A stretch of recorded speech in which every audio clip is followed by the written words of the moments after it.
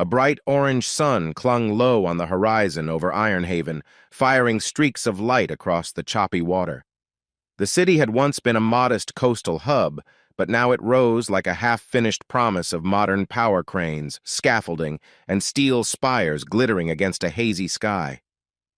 Every morning, the salty breeze rushed through these narrow streets, carrying the tang of dead fish and diesel fumes, and as dawn broke, the heat felt raw, almost suffocating, like someone was holding a hairdryer against your face. Joshua Winston, 14 years old and still rubbing sleep from his eyes, stepped out of the cramped apartment block that he'd called home for as long as he could remember. The facade of the building looked as if it had lost a decades-long fight with rust and peeling paint. Broken shutters dangled over windows that never fully sealed. This was the Dockside Complex, an aging housing project at the edge of the old harbor. Behind him, his father, Paul Winston, shut the flimsy door and jiggled it twice to make sure the lock would catch. Paul was a man of few words, wearing a faded jumpsuit with the name of his contracting agency half scratched off. His boots clanked on the concrete landing. Even at 6 in the morning, the air felt heavy. Overhead, gulls circled, screeching as they dove for scraps along the shoreline. From inside the doorway, Melissa Winston peeked out, holding a plastic container packed with lunch rice, beans, a couple pieces of fried fish. "Josh, sweetie, don't skip the breaks today," she said softly, pressing the container into his hands. "You've been looking pale lately." Josh gave his mom a small grin.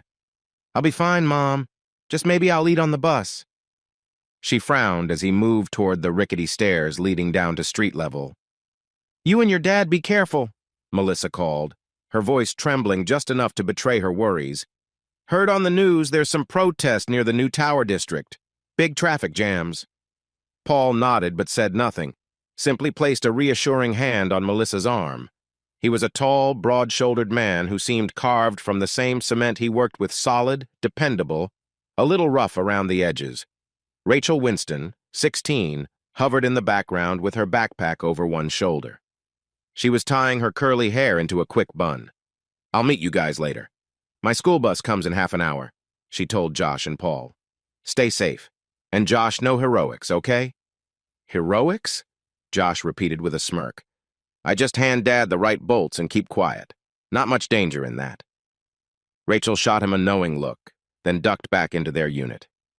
The Winston household was a swirl of morning rhythms, Melissa prepping leftover oatmeal for Rachel, Paul double-checking the shift schedule in his pocket, and Josh tossing a battered backpack over his shoulder. Outside, the distant hum of construction echoed from every direction. Finally, father and son trudged down the last flight of metal steps, stepping out onto Dockside Boulevard. The main drag was half-paved, riddled with potholes that glistened with leftover rain from the night. Large cargo trucks rumbled past, hauling steel beams toward the far side of Ironhaven. Over there, if you squinted, you could see modern highways, glimmering LED billboards, and the crown of gray Infinity Tower, an ambitious, nearly completed skyscraper that promised to be the tallest in the entire southwest corridor. They made their way to the old bus stop on the corner. An advertisement scrawled across a plastic billboard read, "Gray Holdings, Building a Brighter Future," featuring a sleek silhouette of Infinity Tower rising above the city. It looked glamorous, but up close you could see bullet holes in the ad's plexiglass and a Sharpie scribble, "Brighter for who?" Paul and Josh boarded the bus, cramming into a seat next to a woman lugging 2 heavy grocery bags. A wave of diesel fumes and body heat washed over them. Josh clutched his lunch and tried to ignore the musty smell. It'd be a 30-minute ride into the newer district, where high-rises replaced old fishing warehouses and the streets were wide and polished. From the window, he watched as everything changed block by block. Crumbling shanties gave way to slightly better apartments, then actual houses, then wide-open plazas with reflective glass towers. It was like crossing invisible fault lines of wealth. Josh felt a twinge in his chest.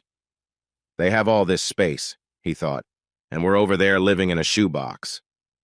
His father was silent as usual, gazing ahead with that same stiff expression. Paul hated this bus ride because it reminded him of just how big the gap was between Dockside folks and everyone else. But he did what he had to. He'd secured a contract job for a major construction firm that Gray Holdings outsourced. The pay wasn't amazing, but it kept food on the table. When they finally stepped off the bus near the site, the sheer scale of Infinity Tower loomed overhead. Spires of steel soared into the cloudless sky. The building looked like a futuristic needle stabbing the heavens. Cranes circled the top floors, swinging giant glass panels into place. A warm wind whipped off the ocean, slapping hot dust across their faces. Josh spotted a massive banner draped over a portion of the tower. It showed a photo of Stephanie Gray, the young CEO who'd inherited Gray Holdings after her father passed. The slogan read, "Join us in forging tomorrow." She was wearing a formal blouse, arms folded, face calm but intense. At the security gate, workers flashed ID cards. Paul showed his pass while Josh clung close, fiddling with the visitor's badge pinned to his shirt. A few of Paul's co-workers, men in grimy shirts and neon safety vests, gave them nods, but no one seemed to have the time or energy for small talk. They all wore the same expression that said, "Let's get through another day." Just beyond the gate, the main site swarmed with activity. Sparks erupted from welding torches. Forklifts beeped as they hauled materials. The rhythms of steelwork clang, hiss, grind formed a harsh kind of music. Josh's heart fluttered, both excited and uneasy. At 14, he was only supposed to do menial tasks like fetching tools and assisting his father, but the site manager had turned a blind eye. There was too much construction to do and not enough hands. "Joshua," Paul said gruffly, "don't go wandering. Stick by me. You hear?" "Yeah, I hear," Josh answered. He followed his dad, stepping carefully over cords and scaffolding. The ground felt unsteady, a patchwork of temporary platforms. He felt as if he were navigating some giant mechanical beast that never slept. The tower soared skyward, level after level of half-finished floors. A sense of awe washed over Josh. It was easy to forget how unbelievably tall it was until you had to crane your neck all the way back. He swore it reached the clouds. He heard a voice behind him. "Hey, Winston, you made it," called a wiry man in a bright orange vest. This was Dylan, one of Paul's longtime co-workers. Paul gave a curt nod. "Yeah, let's get to it." They took the service elevator up to the 35th floor, a skeletal area with exposed beams and partial flooring. The wind up here was stronger, carrying the faint taste of salt water. Josh saw ships in the harbor far below, like tiny plastic toys. Immediately, his father got to work grabbing a welding mask. Dylan hopped into a forklift. Others hammered away or measured rebar. Josh found a crate to sit on, waiting for instructions. He didn't mind the grunt work. He was used to it. But there was a buzzing energy in the air like something big was about to happen. Suddenly, a hush spread through the floor. Workers paused, glancing toward the massive open bay on the north side. Stephanie Gray herself strolled in, wearing a sophisticated navy pantsuit and carrying a sleek pair of augmented reality glasses in one hand. She had an air of quiet authority, her posture perfect, her expression laser-focused. A couple of assistants trailed behind her, including a man with a datapad rattling off figures. Workers rarely saw Stephanie Gray in person. Sure, they saw her face on glossy ads and giant digital billboards around town. But seeing her in the flesh on the 35th floor with no protective vest, only a bright orange helmet perched on her neatly braided hair felt surreal. She was younger than most expected, probably not yet 30, with a confident stride and a gaze that could slice through steel. Josh watched her step around stray wires and scraps of metal. Her phone buzzed and she whispered something to her assistant. She was checking the site, presumably to see if deadlines were being met. People parted like the Red Sea whenever she approached. Paul stood by stiffly, letting the CEO pass. For a brief second, Stephanie glanced at them. Their eyes met. Josh felt a jolt like he was looking at someone from another world entirely. Her face was poised, betraying almost no emotion. But there was a flicker in her eyes, maybe curiosity at seeing a teenager on her job site. Then her assistant ushered her onward toward the elevator that would take her further up. As soon as she left, the chatter resumed. Some workers murmured jokes about how fancy her suit was, or how no one that wealthy had any business near exposed beams. Josh overheard bits of conversation. "She's bold, I'll give her that," one man said. "She's the boss," She can do what she wants, another muttered. Josh swallowed, still feeling the weight of her gaze. He noticed a large banner on a nearby wall, an official poster of Kevin Gray next to Stephanie Coners of Gray Holdings. Kevin wore a forced smile with text beneath, Innovation, Vision, Legacy. Something about his eyes gave Josh the creeps. Paul's voice broke through Josh's thoughts. We got a break in a couple hours. You all right to help me tie some rebar, or you want to fetch me the rods from that pallet? I'll get the rods, Josh replied, pushing away the uneasy feeling that churned in his stomach. He told himself it was just the dizzying height. As he hurried off, the wind picked up, whistling through the half-finished levels above them. In the distance, a crane groaned under the sun, swinging slowly into position. Down below, the sprawl of Ironhaven glimmered in the daylight, gritty neighborhoods near the docks, glitzy high-rises near the corporate district, a kaleidoscope of haves and have-nots. And in that moment, Josh felt a faint thrill. He was standing in the middle of it all, perched between possibility and despair, unaware that soon he'd find himself at the center of a storm that would shake this empire from top to bottom. High noon in Ironhaven felt like a furnace. The sun stabbed at the open floors of Gray Infinity Tower with an unforgiving glare. Despite the heat, the entire site buzzed with life like an army of ants rushing around a towering anthill. Paul Winston and his team were stationed on the 35th floor, wrestling with steel bars that needed precise alignment. The tension in the air was palpable, deadlines loomed, and the suits in corporate hated missed timetables. Josh tried not to let the heat get to him. He'd downed half his water bottle already. Sweat trickled down his neck, darkening the collar of his faded shirt. Beneath his borrowed safety harness, he felt itchy and uncomfortable, but he refused to complain. He was here to help, or at least learn. Observing the intricacies of construction excited him in a weird way, how every beam and bolt had to align perfectly, or the entire structure could falter. When a scrawny supervisor named Miguel barked for an errand runner, Josh shot up, eager to be useful. Kid, we need a spool of that welding wire from storage. Hurry, the guys on 36 need it, Miguel said, not bothering to hide his impatience. I'm on it, Josh replied, jogging toward the service elevator at the corner.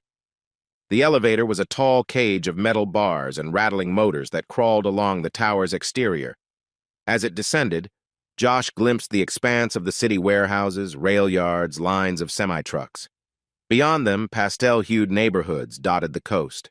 He thought of his mom, Melissa, probably rushing back and forth in the break room of a corporate building, handing out coffee to busy executives. She'd come home tonight with throbbing feet, like always. That image made his chest tighten somehow. He wanted better for her, for all of them. Just as the elevator rattled to a halt on the ground floor, an unexpected flurry of movement caught Josh's eye. A sleek black town car pulled up near the gates, tinted windows reflecting the massive crane behind it. Out stepped Stephanie Gray, wearing a lightweight jacket and impeccably tailored pants. She was accompanied by a tall, nervous assistant in a crisp shirt, plus a few other staff. They looked like they were in a hurry, stepping around cords and scattered debris. So soon, Josh thought. He'd just seen her upstairs earlier this morning, but apparently she'd gone off-site and come back again, still in her polished attire despite the punishing sun. If the rumors were true, Stephanie Gray was known for her relentless drive. No wonder she was considered a rising star in the corporate world. She paused momentarily, speaking to a foreman while checking something on a sleek tablet. Her expression was unreadable, her eyes scanning the environment with practiced calm. A swirl of dust caught her hair, but she didn't flinch. Josh found himself staring, half in admiration, half in puzzlement. Did she have any fear? Or was she just too determined to show it? A curt, sharp voice disrupted his thoughts. Hey, you, move it! This area's restricted. That was a security guard with a stern gaze. Josh realized he'd drifted too close to the fenced perimeter. Oh, sorry, he mumbled, scuttling away. He found the storage area, an open-air zone stacked with equipment, and grabbed the spool of wire he needed. Another wave of heat slammed him. He shut his eyes briefly, recalling the breeze by the old docks. Some days, the smell of the ocean offered a kind of comfort, but here it felt drowned out by the reek of machinery and heated metal. He was just returning to the service elevator when he noticed something curious. Over by a side trailer, a pair of men in gray polo shirts, both wearing IDs that said Gray Security, were busy messing with a console. The trailer housed some of the site's surveillance equipment, or so Josh had been told. He wondered if it was normal for them to be swapping out wires at midday. It felt odd, but he chalked it up to standard maintenance. Still, a prickle of unease skittered along his spine. He got back onto the service elevator and headed up.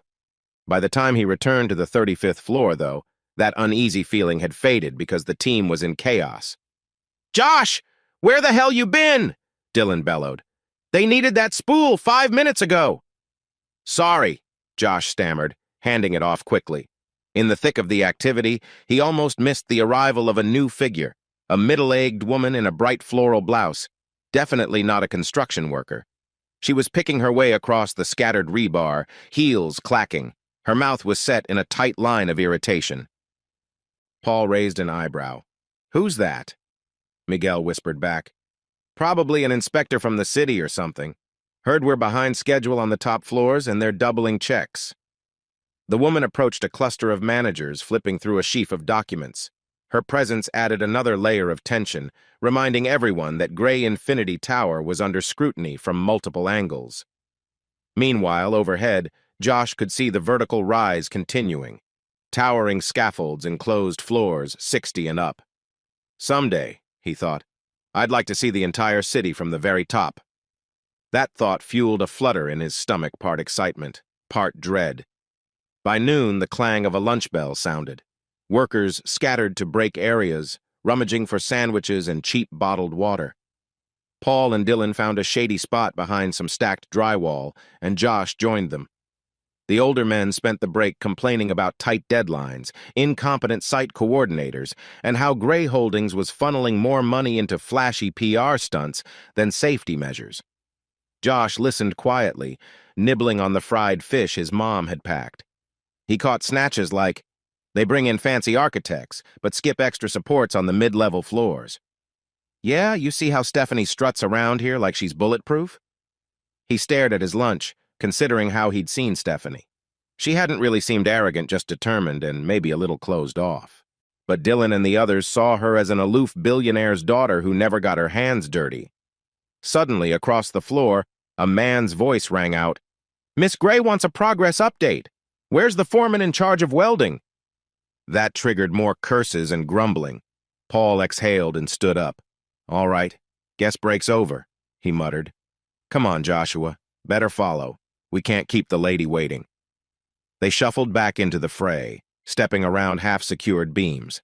Up near the elevator shaft, Stephanie Gray waited with her assistant, scanning a digital blueprint projected from her AR glasses. She seemed mildly impatient, tapping her foot. "Mr. Winston, right?" she said, acknowledging Paul with a nod. "Could you explain how the rebar placement is going on these floors?" She gestured to a hovering 3D diagram that flickered above her palm. Paul, unused to direct attention from the top boss, cleared his throat.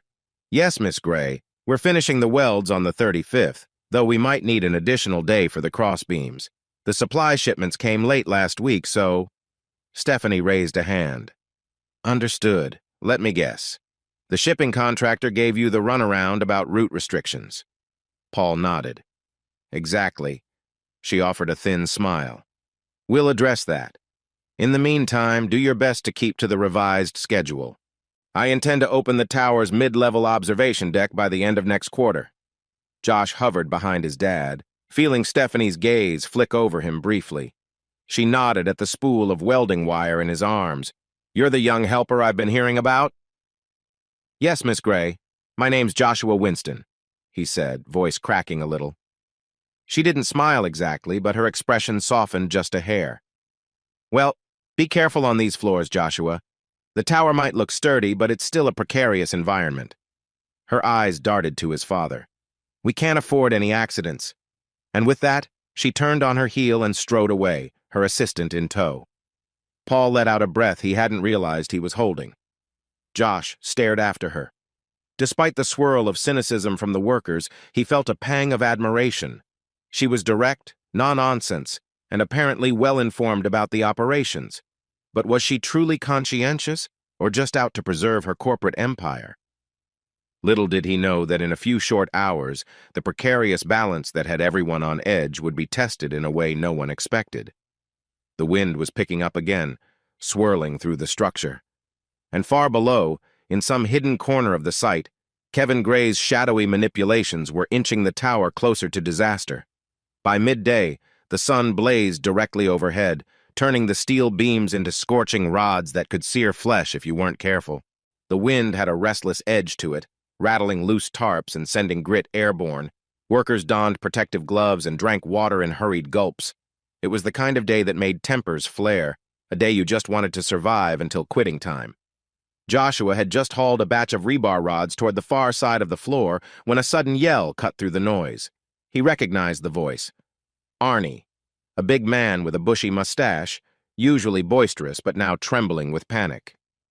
"Somebody help Miss Gray's up top, but the catwalk's loose." The words hung in the thick air like a warning siren. A jolt of adrenaline shot through Josh. He rushed to the open edge where a precarious platform stretched from the 35th floor to an adjacent structure used by management to get a better vantage. He saw Stephanie Gray in her sleek business attire, stepping carefully. She was out of earshot, about 30 feet across the narrow walkway. Her assistant, meanwhile, was still on the safer side, waving frantically. From where Josh stood, he could see a metal bracket had come undone, possibly due to a faulty weld or sabotage. The catwalk sagged, groaning under the strain of supporting her weight. A single gust of wind, and the entire section might tear free from its anchor. Shouts erupted. Workers scrambled, but no one was near enough to catch her if the walkway collapsed. Stephanie seemed momentarily oblivious, preoccupied with the new vantage point, checking the alignment of the floors above. Then the catwalk swayed violently. She gasped, dropping her tablet as she clutched the side railing. Paul yelled, "Don't move, Miss Gray! Hang on!" But at that moment, the anchor bolt popped with a sharp ping, and the walkway lurched dangerously. Without thinking, Joshua reacted. He sprinted across the floor, snatched a coil of safety cable, and lunged toward the catwalk. "Dad, help me anchor this," he barked, voice cracking with urgency. Paul sprang into action, hooking one end of the cable to a steel beam. Meanwhile, Joshua hustled onto the listing platform, heart hammering in his chest. The walkway dipped under his weight. Stephanie was on her knees now, fighting to hold on. The entire structure rattled, threatening to drop away. For a split second, Josh's mind flashed with every fear he'd ever had about heights. He pushed it aside. His legs felt like jelly as he edged forward. Stephanie's eyes were wide with shock, but she was trying to stay composed. "Don't," she began, struggling to speak over the whistling wind. "It's not safe, back away." He ignored her plea. Instead, he clipped the safety cable to his harness, then slid the other end down the catwalk's side railing to within reach of Stephanie. "Grab this!" he shouted, voice raw with adrenaline. She reached out with trembling fingers, hooking the latch to her belt. Another metal bolt snapped, and the catwalk tilted, sending a chunk of plywood tumbling into the open air. It clattered down to the street far below, a terrifying sign of how close they were to a full collapse. Crawling closer, Josh stretched out his hand. "Miss Gray, trust me, we'll pull you in." Eyes filled with panic and defiance, she nodded. Then, with a grimace, she inched toward him. The steel cables supporting the walkway screeched as if they were about to give. The wind whipped at her hair. She lost her grip and slipped, her knees sliding. A startled cry escaped her lips. Josh lunged forward, hooking an arm around the shaky railing, and grabbed Stephanie's wrist. For a split second, he nearly lost his footing, too. Sweat poured down his temple, stinging his eyes. But he held on with everything he had, teeth clenched. From the far side, Paul and Dylan yanked on the safety cable, pulling them inch by inch back toward the stable flooring. It felt like an eternity, the catwalk rattling beneath them, as if deciding whether to tear free. Then, with one final heave, the group managed to drag Stephanie across the threshold onto solid ground. The moment they did, the catwalk snapped entirely and crashed into the scaffold below, throwing up a storm of sparks and twisted metal. Stephanie collapsed onto the dusty floor, gasping for breath. Workers rushed in, all speaking in frantic tones, some offering her water, others trying to check for injury. Josh sank to his knees beside her, adrenaline still blazing in his veins. A hush fell over the area as people realized just how close she had come to plummeting dozens of floors. The only sound was the groan of the collapsed catwalk below and the howling wind that swept through the skeleton of the tower. Finally, Stephanie managed to prop herself up on an elbow. Her expression was a storm of conflicting emotions: fear, shock, gratitude. She glanced at Josh with a kind of shaky disbelief. You saved me," she whispered, voice trembling. Paul gripped Josh's shoulder, still breathing hard. "Kid's braver than me, that's for sure." He cast a stern look at the shattered remains of the catwalk. What in God's name happened here? Workers murmured theories: faulty weld, subpar materials, sabotage. Some shot each other uneasy glances as if suspecting something more sinister. Out of the corner of his eye, Josh noticed that a pair of men from Gray Security were edging away, as though they didn't want to be questioned. Then the crowd parted, revealing a tall figure wearing a crisp shirt, carefully styled hair, and a forced smile plastered on his face. Kevin Gray. He appeared from an interior corridor, flanked by two men in suits. "Stephanie," he said, voice smooth as oil. "Are you all right? We heard a commotion." Stephanie struggled to stand. She squared her shoulders, refusing to look vulnerable. "I'm fine," she rasped, though she was clearly shaken. "Just an accident with the catwalk. I need to figure out how this happened." Kevin's eyes flicked to the destroyed walkway, then to Josh, who was panting and drenched in sweat. "I see." Kevin's gaze was unreadable, part curiosity, part annoyance. "Well, I'm relieved you're safe." The tension was thick enough to slice. Kevin reached out, offering a supportive arm to Stephanie, but she brushed him off, taking a step back. Her hands still quivered from the near disaster, but her posture was firm. "We'll discuss this in private," she said, voice low with suppressed anger. Meanwhile, workers closed in around Josh, patting him on the back. Word spread fast the teen had rescued the CEO from near death.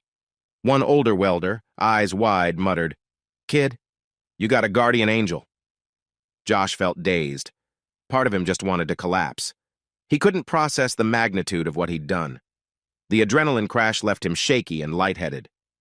Kevin cast a final glance at Josh, something dark flaring behind his eyes. Then he spun on his heel and strode off with his entourage, presumably to handle damage control. Stephanie lingered, her once immaculate outfit smeared with grime and dust. She looked at Josh, struggling for words. "Thank you. I'll make sure you're recognized for this," she managed. "I owe you." Josh nodded, not quite sure how to respond. "I'm just glad you're okay," he croaked. She allowed herself a tiny smile, albeit one marred by shock. "We'll talk later." Turning to the crowd, she signaled for the site's medical staff. Then she walked away, leaving an echo of unresolved tension in her wake. As the adrenaline subsided, Josh realized he had bruises forming along his arms and his knees were scraped raw, but those minor pains were nothing compared to the swirl of bewilderment in his head. He'd saved a billionaire CEO from plunging into the abyss. Suddenly, the boy from Dockside was at the heart of a drama that threatened to expose the darkest corners of Gray Holdings. In the late afternoon, paramedics had checked Stephanie Gray's vitals, finding no major injuries aside from a wrenched shoulder and light bruising. She refused to be carted off to the hospital, insisting her personal physician would handle any further exam. Josh, on the other hand, was left with a sore wrist and scraped legs. Most of the site's workers hovered around, still buzzed from the near tragedy. The official line traveling around the tower site was that it had been a freak accident, an unstable catwalk and a sudden gust of wind. But as soon as the adrenaline cooled, quiet murmurs turned into hushed suspicions. A couple of welders swore that platform had been certified stable just a day before. Others asked why it was used for an inspection when it hadn't been double-checked that morning. Paul Winston gathered his tools and approached his son, who was perched on a concrete ledge, sipping water. "Josh, you should rest," Paul said in a gravelly voice. "That was too close." Josh swallowed, trying to keep his voice steady. "I'm okay, Dad. I'm just shaken up." The memory of Stephanie's terrified face lingered in his mind, like an image he couldn't unsee. Paul rubbed at the back of his neck. Saving Miss Gray, who would have thought? He glanced around, eyes flicking to the remains of the catwalk that had crashed one level below. The area was cordoned off by site security now. Something's not right. In all my years, I've never seen a platform fail that fast. Josh nodded. Me neither. His voice dropped. Could it have been sabotage? Paul's jaw tightened. Don't spread that rumor, kid. We can't afford trouble. But yeah, I got a bad feeling. Before they could speak further, Dylan ambled over, pushing a cart with leftover scrap metal. He exhaled sharply. You two heading home soon? Management's saying they'll close the site early for an incident investigation. If you want to clock out, nobody's objecting. Paul exchanged a glance with Josh. Yeah, we might do that. Let's see if we can salvage any of our hours, though. We need the pay. Dylan patted Josh's shoulder. For what it's worth, kid, you did good. Take care of that wrist. Heard Miss Gray's giving a statement later. Then he wheeled the cart away. News crews had already begun to crowd outside the gates, sniffing for a sensational story about a teenage hero. Josh stared from the vantage of the 35th floor at the cluster of vans with giant satellite dishes. He felt a gnawing dread. The Winston family had never sought attention. They just wanted to make ends meet. Now the spotlight might come crashing in. A short while later, an announcement blasted through the site's intercom. All personnel, please wrap up current tasks and prepare to leave the premises. Management has declared an early closure for safety reassessment. Workers trudged to the locker areas, exchanging worried looks. Paul gathered his gear, and Josh helped stow the welding materials. The father and son then rode the service elevator down, passing twisted segments of the catwalk on the 34th floor scaffold. The sight made Josh's stomach churn. At ground level, security staff guided everyone through extra checkpoints. Josh noticed a stern-looking guard checking IDs more thoroughly than usual, maybe trying to ensure no unauthorized person tampered with the site. In the distance, a swarm of reporters pressed against barricades. Flashes erupted whenever they spotted a helmet or reflective vest, hoping for interviews. Keep your head down, Paul warned, draping an arm around Josh. But it was too late. Someone recognized them. A microphone-wielding woman in a smart blazer rushed forward, camera operator in tow. Hey, you excuse me. Aren't you the boy who just saved Stephanie Gray? She asked, breathless. The camera lens pointed straight at Josh's face. He froze, cheeks flushing. Paul stepped in front protectively. We've had a long day, ma'am. We're not giving statements. I understand, but the public wants to know, how does a 14-year-old muster the courage to rescue the CEO of Gray Holdings from a deadly accident? The reporter pressed, eyes gleaming with curiosity. Can you tell us your name? Has Miss Gray personally thanked you? How does it feel? Paul shook his head, guiding Josh away. No comment, please. They wove past more reporters, ignoring the hail of questions. At the bus stop, the same woman circled around, trying to get a final shot. Wait, is it Joshua Winston? We have a tip. But the bus arrived, hissing to a stop. Father and son hopped on, choosing seats near the back, out of sight. As the doors closed, Josh let out a shaky breath. Paul patted his shoulder. It's all right. We'll just lie low at home. Yet the ride back to Dockside felt surreal. Josh stared at the passing cityscape. He saw posters and billboards boasting Gray Holdings' next big project, half-finished highways, and the glitzy silhouette of Infinity Tower receding in the distance. He swallowed the knot of anxiety in his throat. When they finally stepped off near their apartment block, the familiar sense of fried fish and damp concrete greeted them. The sun was dipping low, painting the sky in dull gold.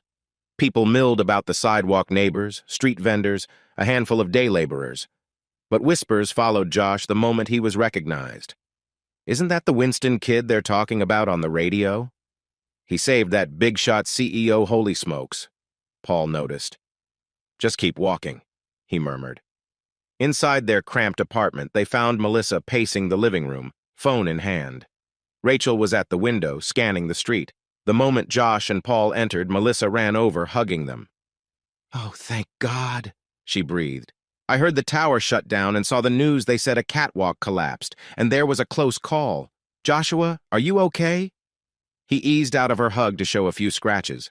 I'm fine, Mom. Just some scrapes. Rachel's eyes shone with a mix of shock and pride. You really saved Miss Gray? That's insane. Paul gave a brief rundown of events. Melissa's face shifted from relief to alarm. This is going to draw so much attention, she whispered. What if the media keeps hounding us? A quiet fell across the room. They had always been a tight-knit family who kept their struggles private. Now, the potential for endless public scrutiny felt overwhelming. Rachel finally broke the silence, crossing her arms. Look, maybe it won't be so bad. Miss Gray might do something nice for us. Scholarships or I don't know. Something. She's probably grateful. Melissa shot her daughter a worried look. Don't count on charity from the rich. We've seen how these corporations work. They'll spin a story, get their publicity, and move on. Paul gently placed a hand on Melissa's shoulder. Let's not jump to conclusions. Stephanie Gray might be different. We just don't know yet. Josh stayed quiet, replaying the moment when he'd grabbed Stephanie's wrist. He could still feel the jolt of fear, and that fleeting expression on her face, both terror and something else, like vulnerability. Could a billionaire CEO truly be vulnerable? He sank onto the couch, tension radiating through every muscle. I guess we'll find out soon enough, he muttered, because deep inside he sensed that this was only the beginning. Between the suspicious catwalk failure and the uneasy glances exchanged among site security, something bigger was stirring. That night, as the Winston family shared a modest meal, leftover stew and some bread, none of them could fully enjoy it. A swirl of thoughts hung in the air. Josh's newfound hero status, the near death of Ironhaven's most powerful executive, and the possibility that this entire fiasco was no accident. And across town, in the top floor of a glass-walled penthouse, Kevin Gray sat in an expensive leather chair, eyes cold as he watched raw footage of the catwalk collapse. The corners of his mouth tightened. The plan should have been seamless. Yet here they were, Stephanie still alive, saved by a random kid. His fist clenched around a tumbler of whiskey, knuckles blanching with fury. This was far from over. He'd see to that. The next morning, the Winston family's cramped living room felt more crowded than ever. Boxes of half-folded laundry spilled onto the coffee table. A squeaky, oscillating fan did its best to push the humid air around. The TV set, balanced on a shaky stand, filled the small space with the urgent voices of reporters. Melissa Winston hovered in front of the screen, pressing the volume button until it reached a near-blaring level. Paul sat on the couch, head in his hands, while Rachel stood behind them, arms crossed as she watched a local news broadcast. On the screen, the station's digital banner read, "Teen Hero Saves Gray Holdings CEO."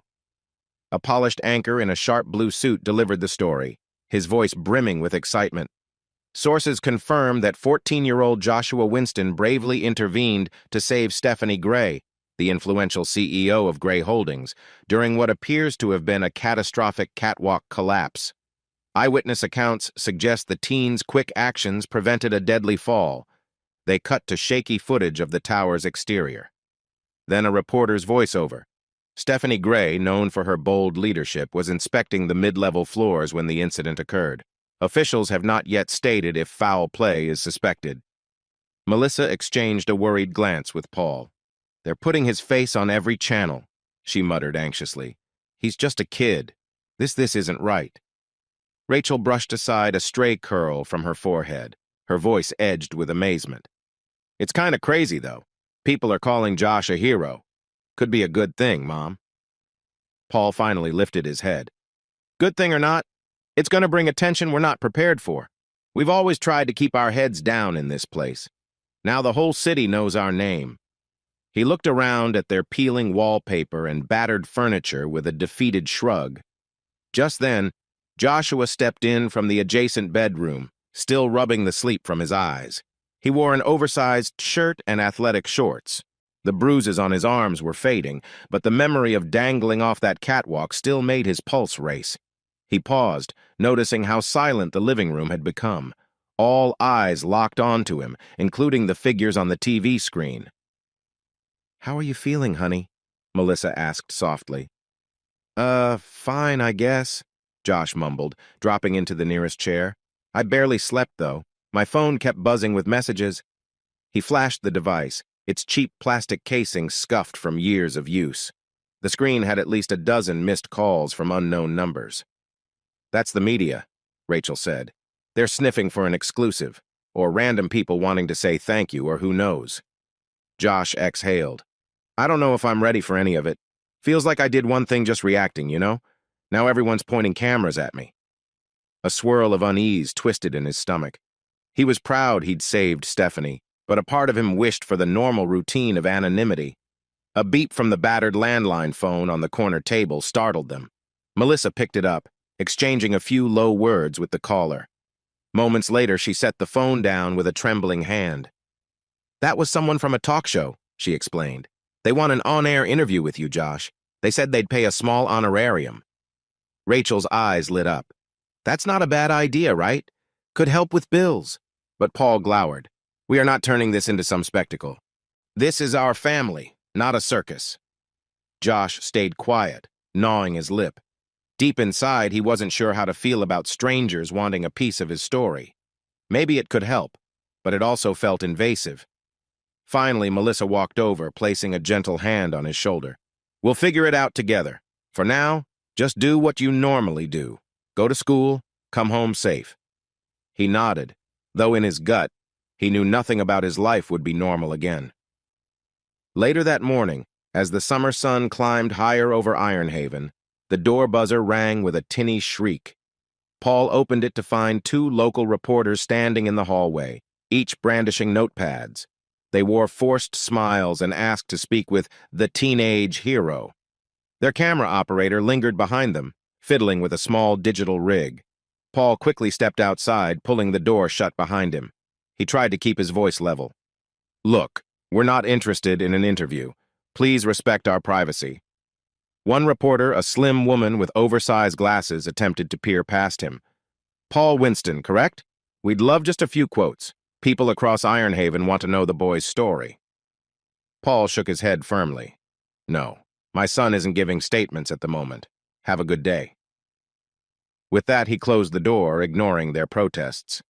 Inside, Melissa breathed a sigh of relief. "They're going to keep coming, aren't they?" "Probably," he muttered, pressing his back against the door. "We just have to hold out until the frenzy dies down." Rachel let out a frustrated exhale. "I still think maybe we should talk to them on our terms, you know? We can't just hide forever." But no one had a solid answer. Josh stared at the TV, which switched to a segment about Infinity Tower's ongoing safety review. The words "possible sabotage" scrolled across the bottom. His heartbeat quickened. Was it sabotage? His father had privately voiced suspicions about a deeper cause behind that catwalk collapse, and from the local news speculation, he wasn't the only one thinking along those lines. A restless hush settled over the Winstons' apartment, overshadowed by the weight of questions they couldn't yet answer. On the 20th floor of Gray Holdings' executive office, Stephanie Gray stood by a giant glass wall that overlooked Ironhaven's bustling harbor. Fleets of cargo ships inched toward the docks, dwarfed by the looming form of Infinity Tower in mid-construction. Despite the panoramic view, her mind was locked on a single thought. That catwalk had been sturdy. She'd personally signed off on its materials a week ago. So how did it fail so spectacularly? A dull ache throbbed in her shoulder, a reminder of how close she'd come to falling. She wore a sleek black blazer today, though the bandage hidden beneath her blouse felt foreign against her skin. Her reflection in the glass revealed tired eyes and a tenseness that wouldn't go away. Her assistant, Clara, approached with a stack of digital memos. "Miss Gray, the board meeting starts in 10 minutes. Also, we have a new flood of requests from media outlets wanting a statement about the accident." Stephanie turned, posture rigid. "Schedule a press conference tomorrow. I'll address it all at once." She paused, glancing at the swirl of data on the memos. "Anything else urgent?" Clara lowered her voice. "Kevin Gray is in the boardroom waiting. He said he'd like a private word with you before the meeting." For a second, Stephanie's expression hardened. "Of course he does," she muttered. "I'm sure he wants to spin this story to his advantage." She set aside the memos, crossing to her wide mahogany desk. Tapping a few keys on a hollow panel, she pulled up the Infinity Tower's structural report. Clara, get me everything we have on that catwalk's construction logs, supplier names, weld certifications, the whole chain. Yes, Miss Gray, right away. Clara hurried out, leaving Stephanie alone with her mounting suspicions. Matthew Cook had already texted her that morning. I can come by your office after hours. Let's talk sabotage. She hadn't replied yet, but the notion churned her stomach. Stephanie had never wanted to believe a family member, especially Kevin, would stoop so low as to engineer an accident. But the more she replayed the catwalk's collapse, the more she wondered if it was only gravity that tried to kill her. A knock at the door jarred her from her thoughts. Kevin stepped in without waiting for permission, wearing a tailored gray suit and an air of polished concern. "Steph," he said smoothly, "how are you holding up?" She forced a polite expression. "I'm recovering, thanks. Your concern is appreciated." He approached her desk, glancing at the open file on her screen. "You're investigating the catwalk, I see. I'd advise caution sometimes. It's just a random mechanical failure. Don't want to smear the company's reputation by insinuating foul play." Stephanie's gaze sharpened. "Funny how your first instinct is about protecting the company's rep. My first instinct is about ensuring no worker or executive is endangered again." Kevin offered a thin-lipped smile. "I'm only suggesting we be careful with accusations. The media can spin anything. We need a united front." "Of course," she replied, stepping around her desk to face him more directly. "Still, I won't rest until we pinpoint the exact cause." A fleeting tension sparked in his eyes, quickly replaced by feigned concern. "And how's the boy? Joshua Winston, right? The kid who saved you. Is he okay?" She studied Kevin's carefully crafted facade. "He's fine, last I heard. Brave kid." Kevin nodded, eyes narrowing just enough that Stephanie noticed. "I might arrange a little recognition for him, a philanthropic gesture from Gray Holdings to show we value heroic acts." She resisted the urge to roll her eyes. "We'll see. I'll handle direct communication with the Winstons. For now, focus on stabilizing the tower's public image." He stiffened slightly, but hid it behind a courteous nod. "I'll do just that. And, Steph, I'm truly relieved you're safe." Her jaw clenched. "Thank you." As Kevin turned to leave, she couldn't help but feel the chill of his presence linger, a serpent coiled behind a charming grin. Once he was gone, she exhaled, letting her frustration seep out. Then she tapped out a message on her phone. "Matthew, come by at 7 p.m. I need the truth." In the reflection of the glass, she saw the city that her family's empire had helped create. Ironhaven thrived on commerce, forging a shining future from the battered skeleton of an old harbor. But behind the steel and tinted windows, she sensed a growing undercurrent of greed and danger, one that threatened to consume them all if she didn't unearth the rot soon. Within the austere confines of his penthouse suite, Kevin Gray scrolled through a hidden folder on his tablet. He paused on a set of security footage captures, grainy images from the Infinity Tower's catwalk area just minutes before the collapse. One image showed a worker in a dark hoodie messing with a tool chest near the walkway's supports. Kevin smirked. That man was on his payroll, paid discreetly through a web of shell accounts. Or at least, that was the arrangement. The worker had done his part, loosening a crucial weld point. It should have been the perfect accident to rid Kevin of his cousin Stephanie, yet it had all been undone by a 14-year-old nobody. Kevin slammed a hand on the glass coffee table, rattling a half-empty tumbler of scotch. "Damn it," he muttered under his breath. The plan had been precise, but heroes sometimes emerge from the unlikeliest of places, apparently. A beep signaled an incoming call. Kevin tapped the screen. One of his subordinates, Brandon Nash, appeared, a wiry man with calculating eyes. "Mr. Gray," Brandon said quietly, "we have an issue. The boy's rescue is overshadowing the official narrative. People are calling the catwalk fiasco suspicious. The media's begun sniffing for deeper answers." Kevin forced a calm tone. "We control the spin, Brandon. That's your job, manage the story. Emphasize that it's being investigated as a possible structural oversight. Nothing more. Make sure any talk of sabotage stays rumor level, got it?" Brandon nodded stiffly. "Yes, sir. But I'm worried about Miss Gray. She's the type who'll dig until she uncovers the truth." Kevin's jaw tightened. Then we distract her. We turn the public's gaze onto the hero kid, giving them a feel-good story. Meanwhile, we keep any real evidence under wraps. Understood? Crystal clear. And if Miss Gray persists? Kevin sighed, swirling the scotch in his glass. We have to handle it delicately. She's still the public face of Gray Holdings. If she falls from grace too obviously, it'll backfire on us.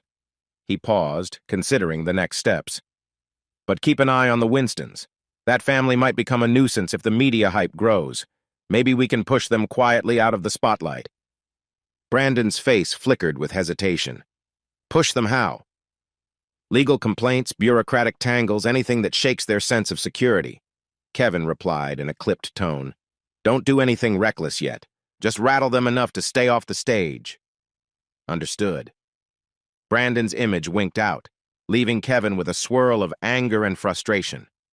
He rose from the couch, pacing to the floor-to-ceiling windows that overlooked Ironhaven's skyline. The city glowed under midday sun, a patchwork of old and new. On the horizon, Infinity Tower's silhouette rose like a challenge to the sky. For a moment, Kevin stared at its steel skeleton, teeth clenched. He had poured so much money and influence into ensuring this tower would be more than just a building it was supposed to cement his control. But as long as Stephanie Gray breathed, his ambitions hovered in limbo. Reaching for his phone again, Kevin composed a short text to an unnamed contact. Wait for my signal. Next time, no mistakes. He hit send, then closed his eyes, letting the tension roll through him. The Winston kid might have foiled one plan, but in Ironhaven, money bought a lot of second chances. Kevin intended to use them all. Twilight cast an amber glow over the battered apartment complex near Ironhaven's docklands. In the narrow courtyard, kids rode bikes along cracked pavement, and a few seniors chatted on rickety benches. Stephanie Gray stood out like a polished gemstone in a gravel pit. She stepped from the back seat of a sleek electric car, wearing a simple but elegant gray pantsuit and carrying a messenger bag. Two security guards in plain clothes trailed behind, scanning the area. Inside the Winston apartment, the buzz of an unexpected visitor made everyone uneasy. Melissa hurried to straighten the living space, while Josh nervously paced by the window. Rachel perched on the couch, biting her lip. A light knock on the door. Paul opened it to find Stephanie standing there, her posture poised. The hallway's fluorescent light hummed overhead. "Good evening, Mr. Winston," Stephanie said in a calm tone. "May I come in?" Paul glanced over her shoulder at the guards. She signaled for them to wait outside. Then she offered a small, apologetic smile. "I'm sorry to show up unannounced." He cleared his throat. Sure. Please come in." The living room felt claustrophobic with the presence of Ironhaven's most famous CEO. She surveyed the worn sofa, peeling walls and flickering lamp. Her gaze softened as if taking in every sign of the family's struggles. Melissa gestured awkwardly to the couch. "Please, have a seat, Miss Gray."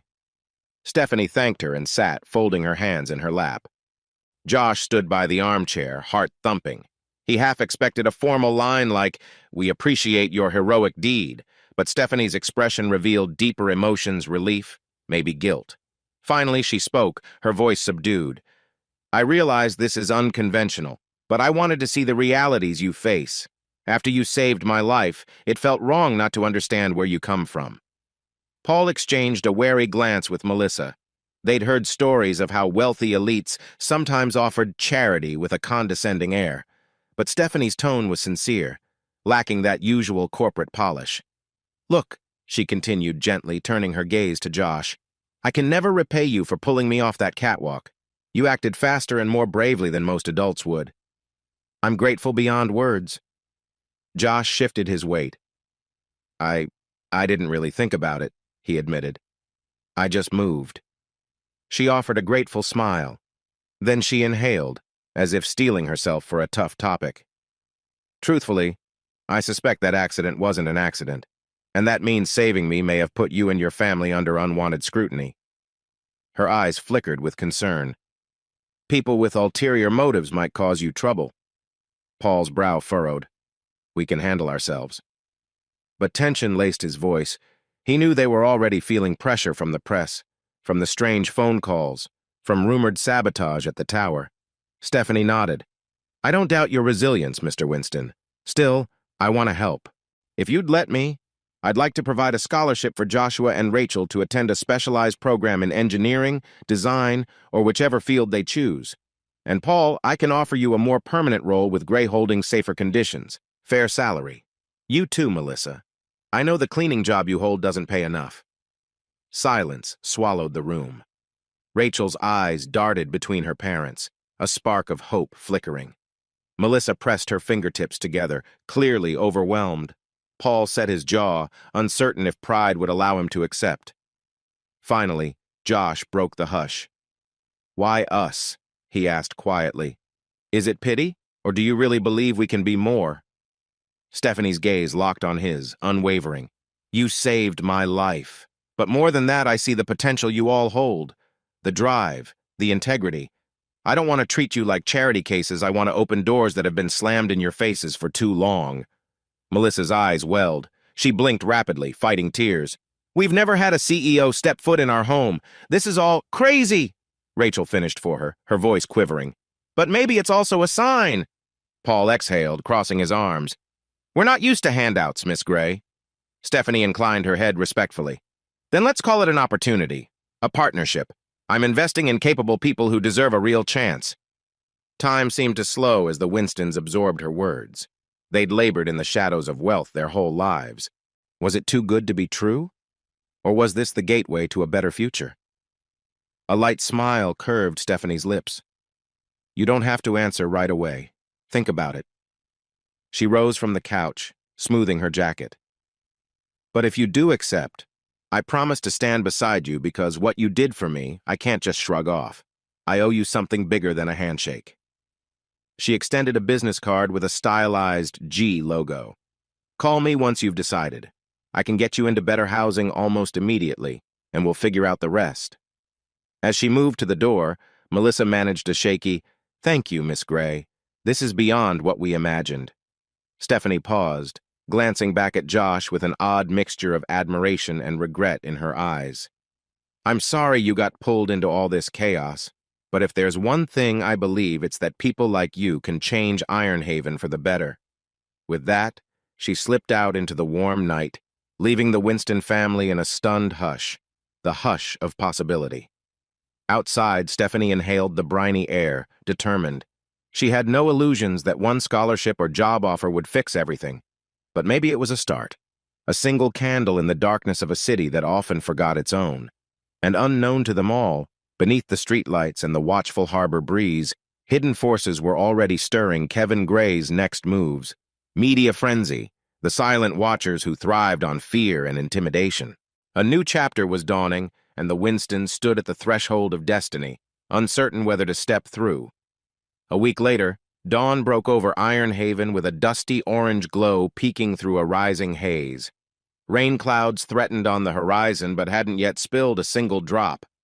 The Winston family stood on a narrow balcony outside their new apartment, a modest 10-story building several blocks closer to the city center than their old dockside complex. It wasn't luxurious by any stretch, but it had sturdy walls, functional elevators, and more reliable utilities than the battered place they'd left behind. Joshua stared down at the street below. Everything looked different in this district. The sidewalks were smoother, the storefronts brighter, the traffic less chaotic. He could still make out the faint outline of container cranes if he craned his neck back in the direction of the harbor. But for the first time, he stood in a building that felt almost respectable. Behind him, Rachel shuffled boxes around in their new living room. The space was cramped with furniture that had seen better days, a second-hand couch, a chipped coffee table, but at least there were no broken floorboards or flickering lights.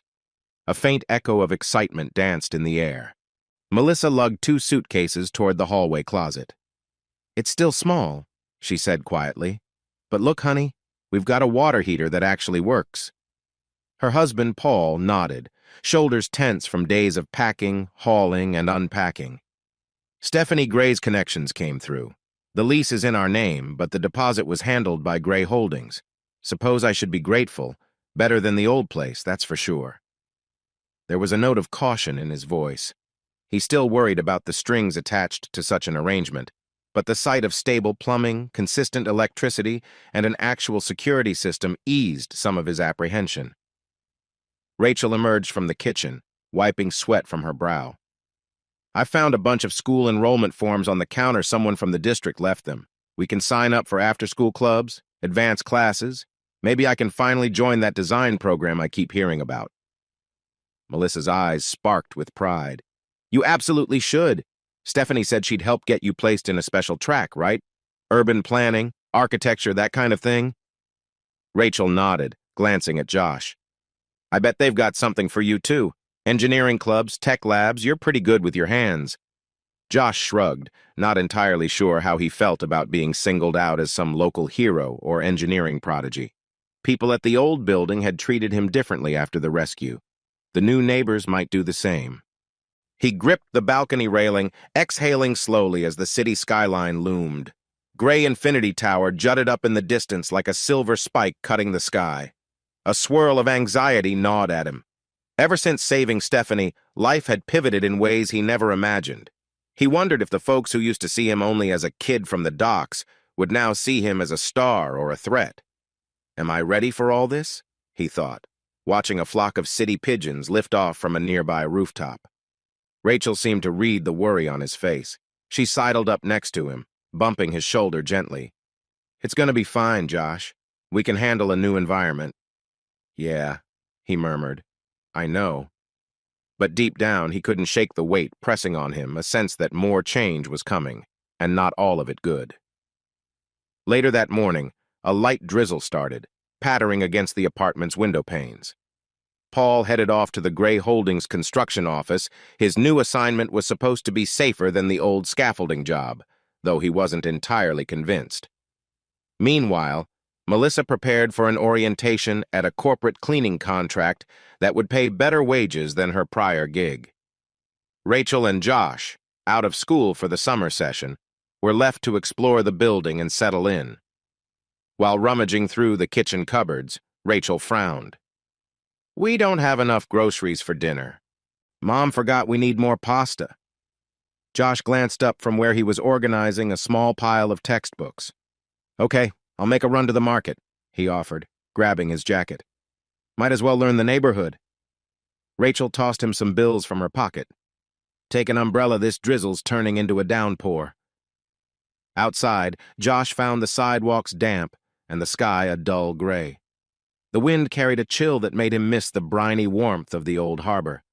He walked along freshly paved streets, passing coffee shops and convenience stores. The neon signs flickered overhead modern touches that clashed with pockets of crumbling infrastructure. Ironhaven was still a place of extremes, some corners polished to gleam, others left to rot.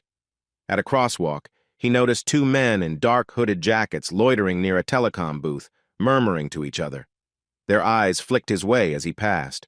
A tingle of unease prickled at the back of his neck.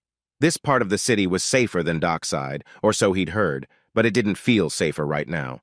He forced himself to keep walking, hoping it was just paranoia. Still, he couldn't shake the sense that someone might be watching him. He reached a small supermarket, its glass doors sliding open automatically. Inside smelled of detergent and cooked chicken. Nothing fancy, but the shelves were well stocked. Josh grabbed a basket and started picking out pasta, sauce, maybe a few canned goods. As he cruised down an aisle, his phone buzzed. Checking it, he saw a text from an unknown number. Still the hero? Or just a target? His heart lurched. He stared at the screen, trying to place the number. No name, no profile pic. Could it be a prank? Or something more sinister? The memory of those men outside flitted through his mind. A cold dread pooled in his stomach. "Everything okay, kid?" a store clerk asked, noticing Josh's frozen posture. Josh forced a quick nod, slipping the phone into his pocket. "Yeah, I'm fine." He hurriedly paid for the groceries and left, scanning the street for any sign of trouble. The men at the telecom booth had vanished. The drizzle intensified, so he clutched his umbrella, one hand gripping the plastic bag of food. Beneath the wet hiss of rain, his ears strained to catch footsteps or whispers, but all he heard was the splatter of water against concrete. Back at the apartment, he climbed the stairs to their unit, heart pounding. Rachel took one look at his pale face. What happened out there? He handed her the groceries. Might have been nothing, he muttered. Just some creeps around. She frowned. We're better off staying alert. Dad warned us Kevin Gray might try to intimidate us. Hearing Kevin's name sent a shiver through Josh. He nodded, recalling Stephanie's caution. When the powerful feel threatened, they strike from the shadows. He glanced at his phone again. The text was still there, ominous. He locked the screen, wanting to bury the fear. But the dread refused to fade, hinting that new problems lurked behind these better walls, and he had a gut feeling that this was only the start. Rain battered Ironhaven for 2 solid days. The heavy downpour turned streets into shallow rivers, and old gutters overflowed with filthy water. A dull gloom settled over the city, as if the storm clouds were pressing down on everyone's spirits. Joshua sat at the small table in their kitchen, watching the droplets race down the window pane. He tapped a pencil against a spiral notebook where he'd started sketching some mechanical ideas, a custom pulley system, maybe an alternative harness design. Memories of that day on the catwalk haunted him, inspiring ways to make construction sites safer. But every time he tried to concentrate, that weird text message replayed in his mind. Still the hero, or just a target? Across the room, Rachel scrolled through her laptop, researching city planning scholarships. She paused, glancing up. You look jumpy, Josh. He forced a grin. Just leftover adrenaline, I guess. Stormy weather always sets me on edge. Rachel half smiled back, but her eyes carried worry. They both knew the catwalk accident wasn't a random fluke. Kevin Gray lurked behind so many suspicious details. The idea that he might come after the Winston family directly or indirectly gnawed at them. Footsteps sounded in the hallway. Paul pushed open the door, dripping water from his jacket. He exhaled in relief, setting down his toolbox. Man, they had me rechecking some wiring at the site. Rain's making everything riskier. You kids okay? Rachel nodded, but Josh caught a flicker of unease in Paul's expression. Dad, did something happen at the tower? Paul cast a glance at the window, as if worried someone might overhear. Not sure, but folks are acting twitchy. Rumor has it that certain safety checks keep getting misplaced. My foreman insisted it's just the chaos of deadlines, but I'm not convinced. Joshua swallowed. Could it be more sabotage? Paul's frown deepened. Could be. I'm no detective. But when you see the same blueprint vanish 3 times and reappear with altered specs, it raises questions. He rubbed the tension in his neck. Feels like there's a hush over everything. Even the seasoned workers are spooked. Lightning flashed outside, illuminating the shadows in the room. The power flickered for a moment before humming back to life. Rachel turned to her father. We can't pretend this is normal. Stephanie was almost killed. Now these suspicious changes keep popping up. She paused. Maybe we should talk to that investigator, Matthew Cook. Paul hesitated. Stephanie asked me not to speak openly about it yet. She's trying to gather hard evidence. But if things keep escalating, Josh's phone buzzed again, jolting them. He snatched it up, expecting another cryptic text. Instead, it was a call from unknown. He hesitated, then answered. A male voice crackled on the line. Mr. Winston, I presume? Josh's spine went rigid. Who is this? Let's say I'm a friend. If you want to protect your family, meet me at the Neon Diner on Harbor Street tomorrow night, 8 p.m. alone. Wait, what? The line cut off. Josh stared at the phone in disbelief, a chill creeping down his arms. Paul stepped closer. What's going on? Josh repeated the stranger's words. Melissa, who had just entered the kitchen, caught the tail end. She pressed a hand to her mouth. This is insane. We just want a normal life, and now we're getting these shady calls? Paul's gaze hardened. We're not responding to random threats.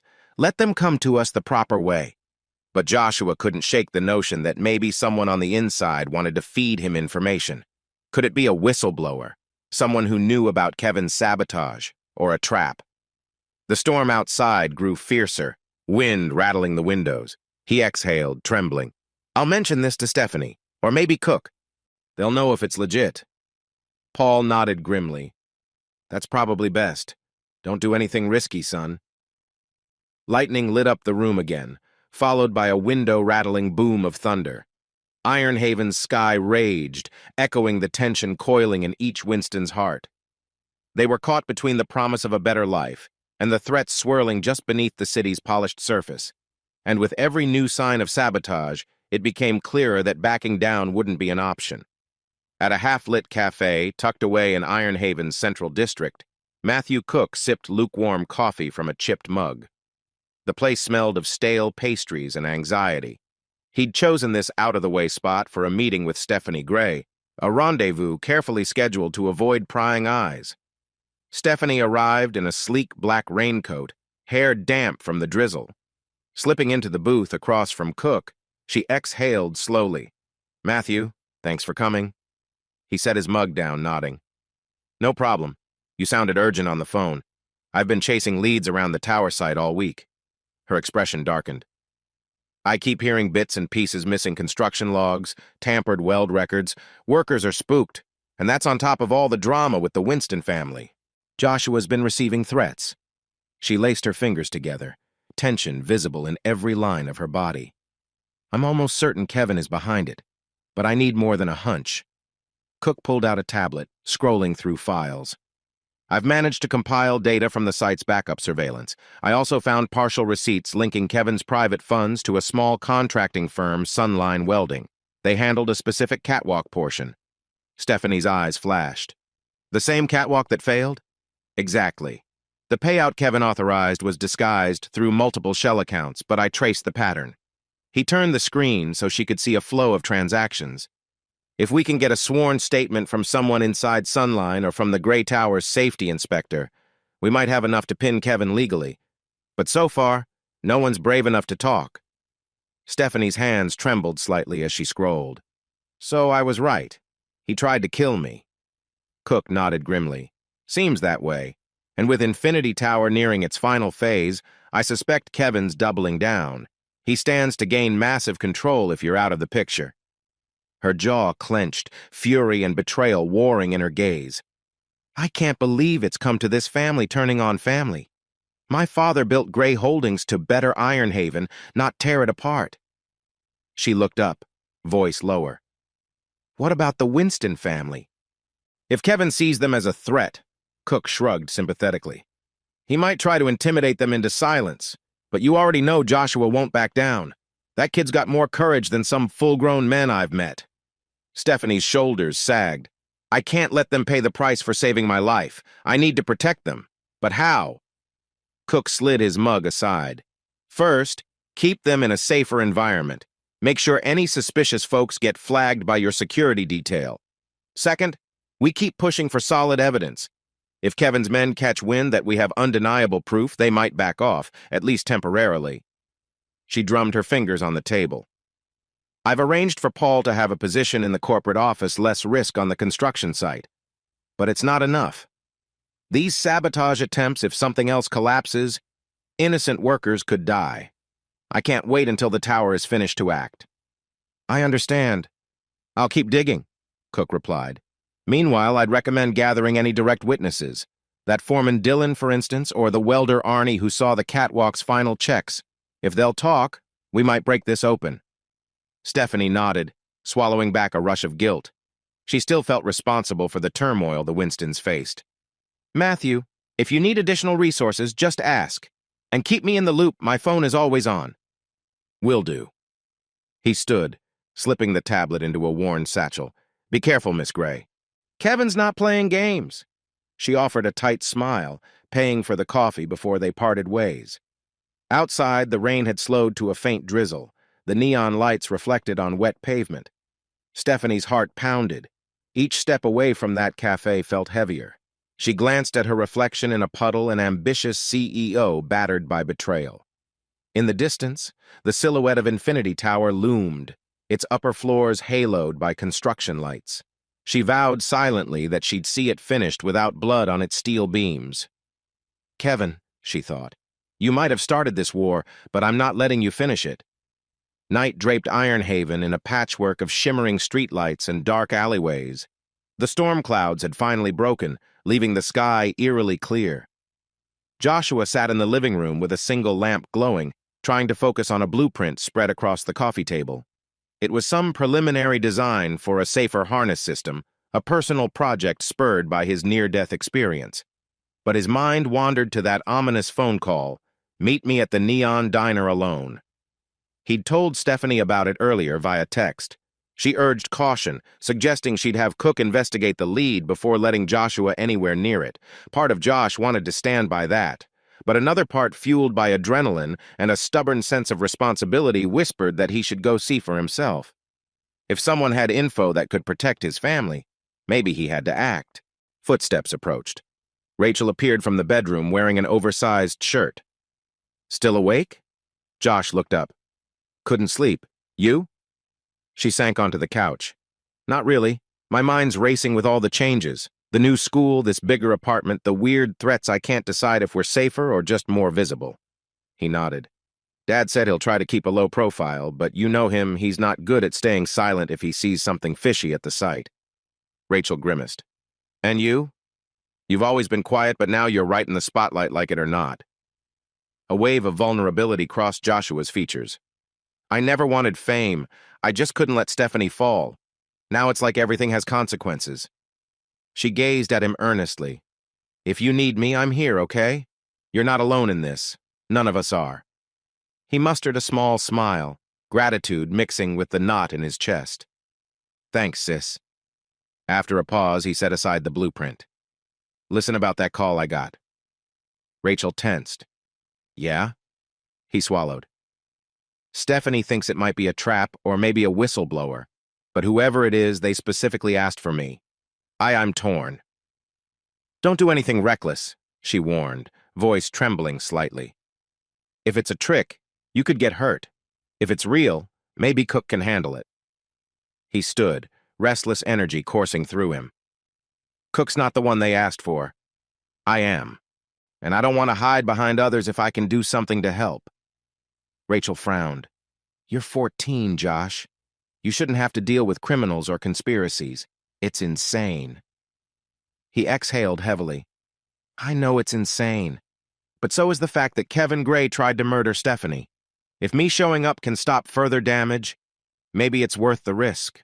I'm sick of feeling powerless." Rachel pursed her lips, worry etched across her face. "At least if you decide to meet them, don't go alone. Let Dad or Cook know." Josh avoided her gaze. "We'll see." She started to protest, but he stepped into the hallway, heading for his room. The conversation ended in uneasy silence. Yet, beneath the hush, one thing felt certain. Joshua's resolve was hardening. The kid who once cowered in the shadow of the city's power players had touched the threads of something bigger. He didn't fully understand it yet, but he sensed that stepping away now might leave innocent people in danger. He closed his bedroom door, heart pounding. Pulling out his phone, he reread the unknown text from before, then typed a quick message to Stephanie. "If this contact is real, I need to see them.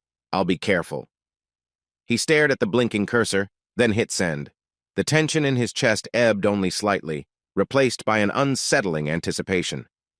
Outside, Ironhaven's skyline glowed against the starry night. Infinity Tower gleamed like a beacon, its metal frame bridging hope and corruption. And within that luminous tapestry, a teenage boy found himself on a path he never chose, guided by a sense of duty that burned brighter than any city light. Early morning light blanketed Ironhaven in a pale gray hue, revealing a city anxious for the day's news.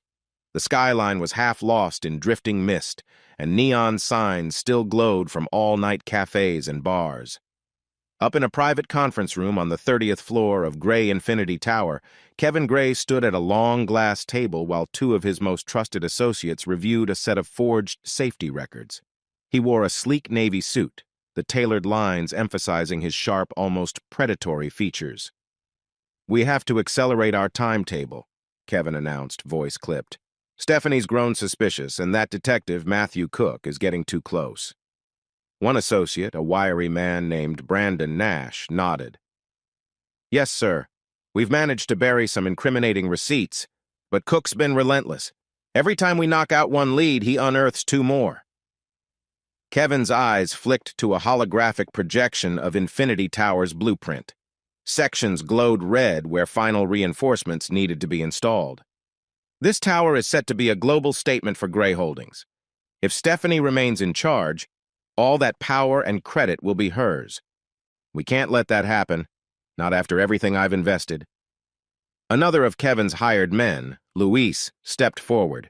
He pointed to the blueprint's upper floors. We've arranged a site inspection tomorrow with local press. They'll film the final checks on the tower's safety netting. A cunning half-smile tugged at his lips. We ensure the net is conveniently repositioned, then a well-timed collapse could occur. Miss Gray might not walk away this time. Kevin's expression betrayed no mercy, only grim determination. Precisely. That's our window. But we must be subtle. A single misstep, and it all unravels. His voice dropped lower. And keep an eye on that Winston boy, Joshua. He's been meddling ever since he saved Stephanie. If he gets in the way again, deal with him. Nash exchanged a nervous glance with Luis. Understood, sir. Kevin tapped the table, ending the holographic display. By this time tomorrow, Stephanie Gray won't be a threat, and the board will have no choice but to name me the sole head of Gray Holdings. Now get to work. In the hush that followed, Kevin stared out the floor-to-ceiling window at the sprawl of Ironhaven. A faint drizzle coated the glass, glimmering under the muted dawn. His pulse quickened at the thought of seizing full control, fame, power, fortune. No family bond would stop him from finishing what he'd started. Stephanie Gray paced the corridor outside her executive office, her reflection gliding in the polished marble floors. The tension in her chest felt like a coiled spring, and she struggled to maintain a calm facade. Today, she'd announced a press walkthrough at Infinity Tower for the following morning, fully aware that Kevin would try to exploit that event. Her phone buzzed, a text from Matthew Cook. Hidden camera ready. Planted it near the 62 NDF floor scaffolding. Keep your phone on. She exhaled a shaky breath. So the trap was set, hopefully. It was enough to catch Kevin red-handed if he attempted sabotage again. Just then, a junior assistant approached nervously. Miss Gray, the Winston family is here to see you. Shall I show them to your office? Stephanie's heart lifted a little. Yes, please. Right away. Moments later, Paul, Melissa, and Joshua stepped into the modern, minimalist space. Floor-to-ceiling windows offered a panoramic view of Ironhaven's harbor, and subtle track lights illuminated expensive artwork on the walls. Despite the opulence, the Winstons carried themselves humbly, Paul in a plain button-up, Melissa wearing a simple blouse, and Joshua with determined eyes flicking around as though scanning for hidden threats. They exchanged greetings, and Stephanie gestured them toward a circular seating area. Thank you for coming, she said softly. I know it hasn't been easy since the day Joshua rescued me. Paul shrugged. We've adapted. But now we hear rumors about another big inspection tomorrow seems dangerous to me. Stephanie nodded. I won't lie. I suspect Kevin's plotting something major. That's why I invited the press to leave him little room to operate in secrecy. Melissa clasped her hands in her lap. And where does that leave us? The last time Josh got involved in your tower drama, we nearly lost him. A flicker of guilt passed over Stephanie's features. I won't let that happen again, but I need your help. She turned to Joshua. You're resourceful.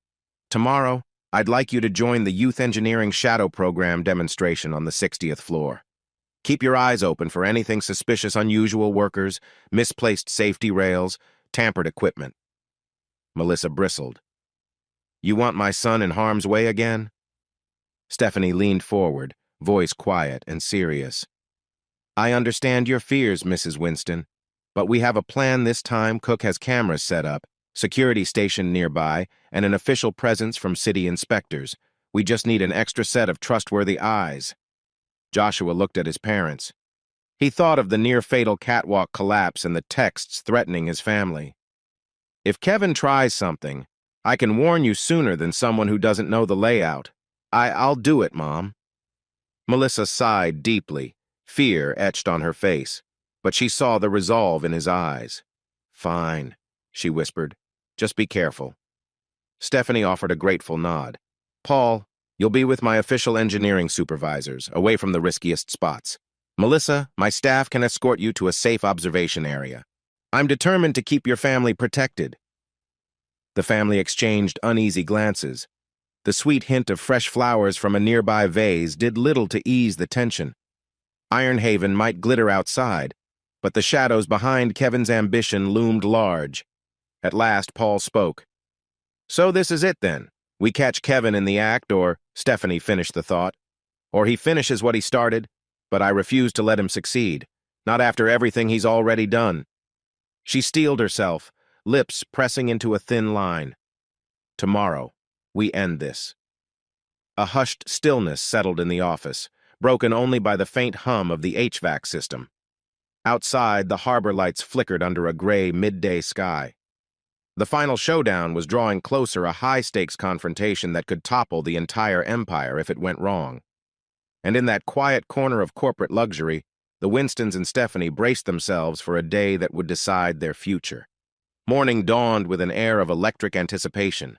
Skyward, clouds parted just enough for thin shards of sunlight to kiss the half-finished spire of Infinity Tower. The press vans rolled up to the site entrance, camera crews unloading tripods and microphones. Workers in neon vests buzzed around, tightening bolts and checking cables. Joshua felt his pulse hammer as he stood near a temporary kiosk labeled Youth Engineer Demo. The official reason? To showcase how Gray Holdings encouraged future innovators. The real reason? So he could spot any sabotage. He wore a reflective vest and a borrowed tool belt, adrenaline coursing through his veins. High above, the 60th through 62nd floors were swarming with inspection teams, many of them Kevin's men planted under false credentials. Meanwhile, Stephanie managed the press, her usual confidence masking the tightness in her smile. Photographers snapped endless shots of her pointing out architectural features. At around 10 a.m., Kevin Gray arrived in a sleek company vehicle, stepping out with a big PR grin. Cameras swiveled his way. He greeted Stephanie with an almost fraternal hug, which she endured stiffly. "Glad you could join us, cousin," he murmured, his voice laced with false warmth. "This event is crucial for Gray Holdings' public image." Stephanie's smile didn't reach her eyes. "Indeed. Let's give them a thorough look at our progress." They led the media tour upward via a large construction elevator. Joshua slipped in behind the group, scanning the faces of the so-called safety supervisors. He spotted at least 2 men he recognized from older sections of the site, the same men who disappeared right before suspicious accidents. A nervous flutter in his chest made it hard to breathe. The elevator rattled to a stop at the 62nd floor, a wide, unfinished space with tall scaffolding looming near the open edges. The city sprawled below like a miniature model. A strong wind whipped through, carrying the salt of the ocean. "This floor will be our panoramic observation deck," Stephanie announced for the cameras. "Visitors can see the entire harbor skyline." Kevin stood by her side, nodding politely. But Joshua noticed how one of Kevin's men peeled off, heading toward a locked equipment cage. Another took position near a structural control panel. He discreetly pressed a small earpiece. Cook had given him a comm link earlier. "Matthew," Joshua whispered, "I see 2 suspects. They're messing with something by the scaffold." Matthew's voice crackled back. "Got it. Stay calm, our hidden cameras are rolling." Just then, Kevin raised his arms to gather the reporter's attention. "Ladies and gentlemen, we'll demonstrate our cutting-edge safety netting. We do a routine drop test to ensure anyone who might slip is protected." He gestured toward the scaffolding at the edge. A stage-managed demonstration, Joshua thought, fighting the urge to shout a warning. From the corner of his eye, he saw a flicker of movement, a worker fiddling with the anchor points for the net. His gut twisted. That net was supposed to catch anyone who fell.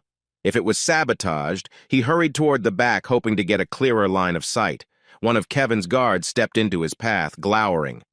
"Authorized personnel only." "I'm part of the youth demo," Joshua lied, showing the vest ID.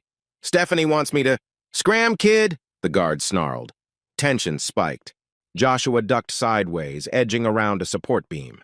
Through a gap, he saw Stephanie and Kevin standing near the open ledge, a gaggle of press behind them. Kevin was about to give the signal to start the demonstration. Then it happened. Kevin flipped a small handheld device in his pocket, a tiny remote. Joshua recognized the same kind of gadget Cook had warned about, capable of triggering mechanical releases or setting off explosives.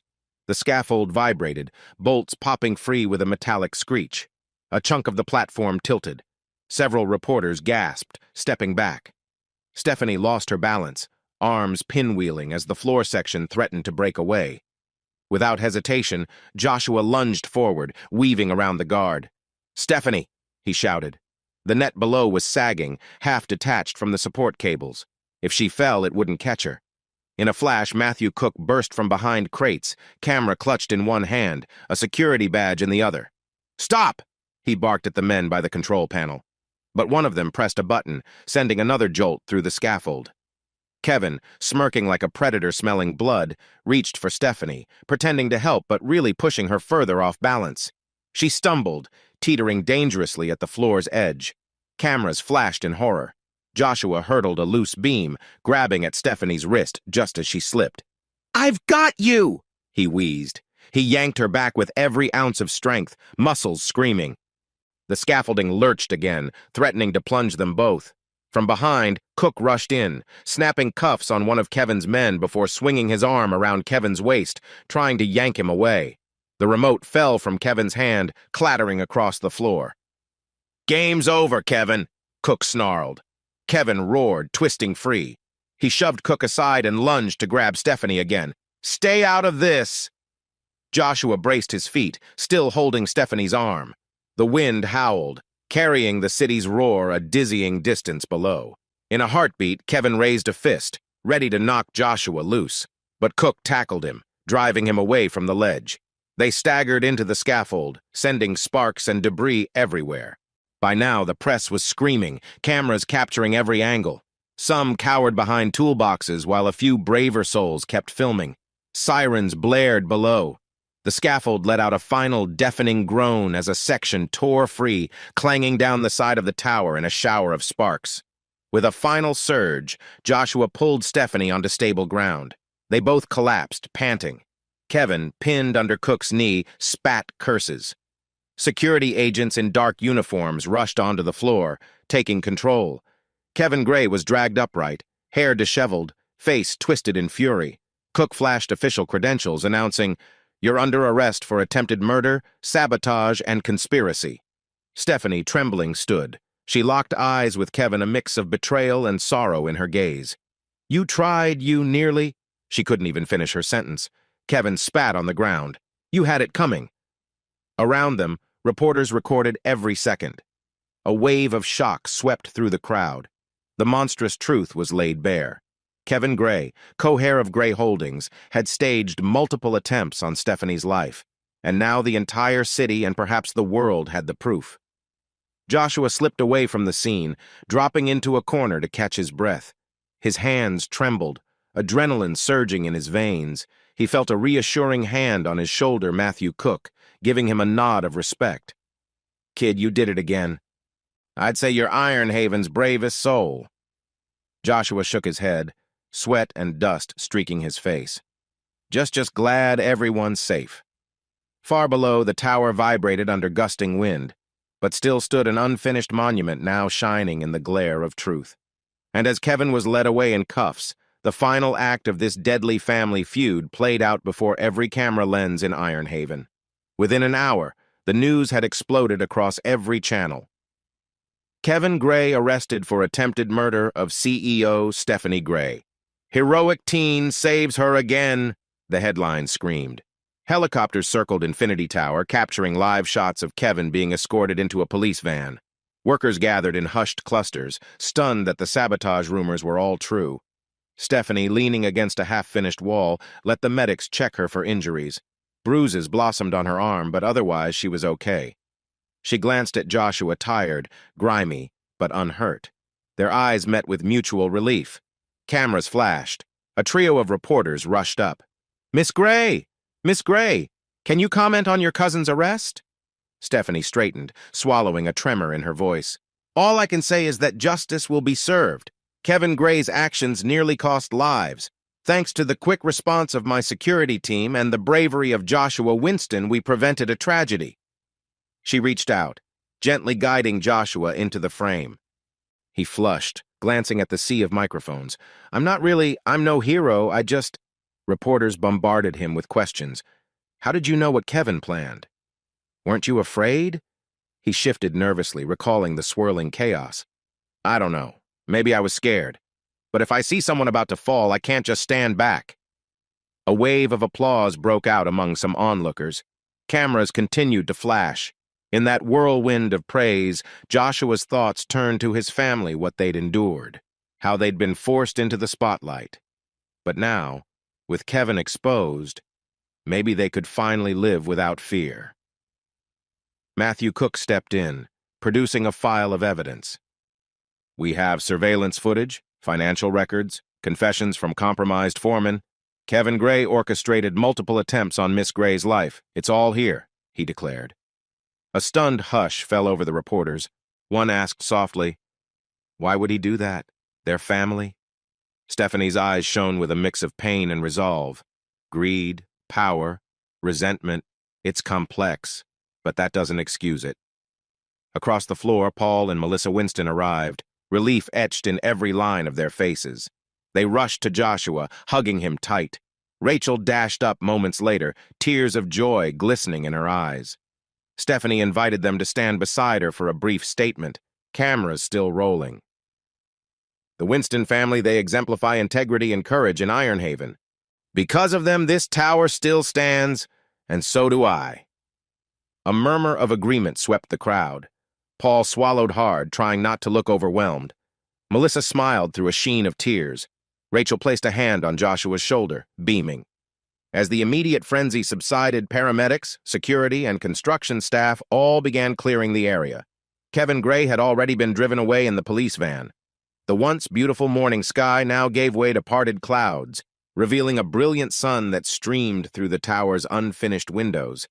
It felt like a metaphor, the light of truth finally piercing the shadows that lurked in Gray Holdings. Stephanie turned to the Winstons. Thank you. I know this journey wasn't what you asked for, but without you, Ironhaven might have lost more than a CEO. We'd have lost hope in what's right. Melissa spoke up, voice trembling with emotion.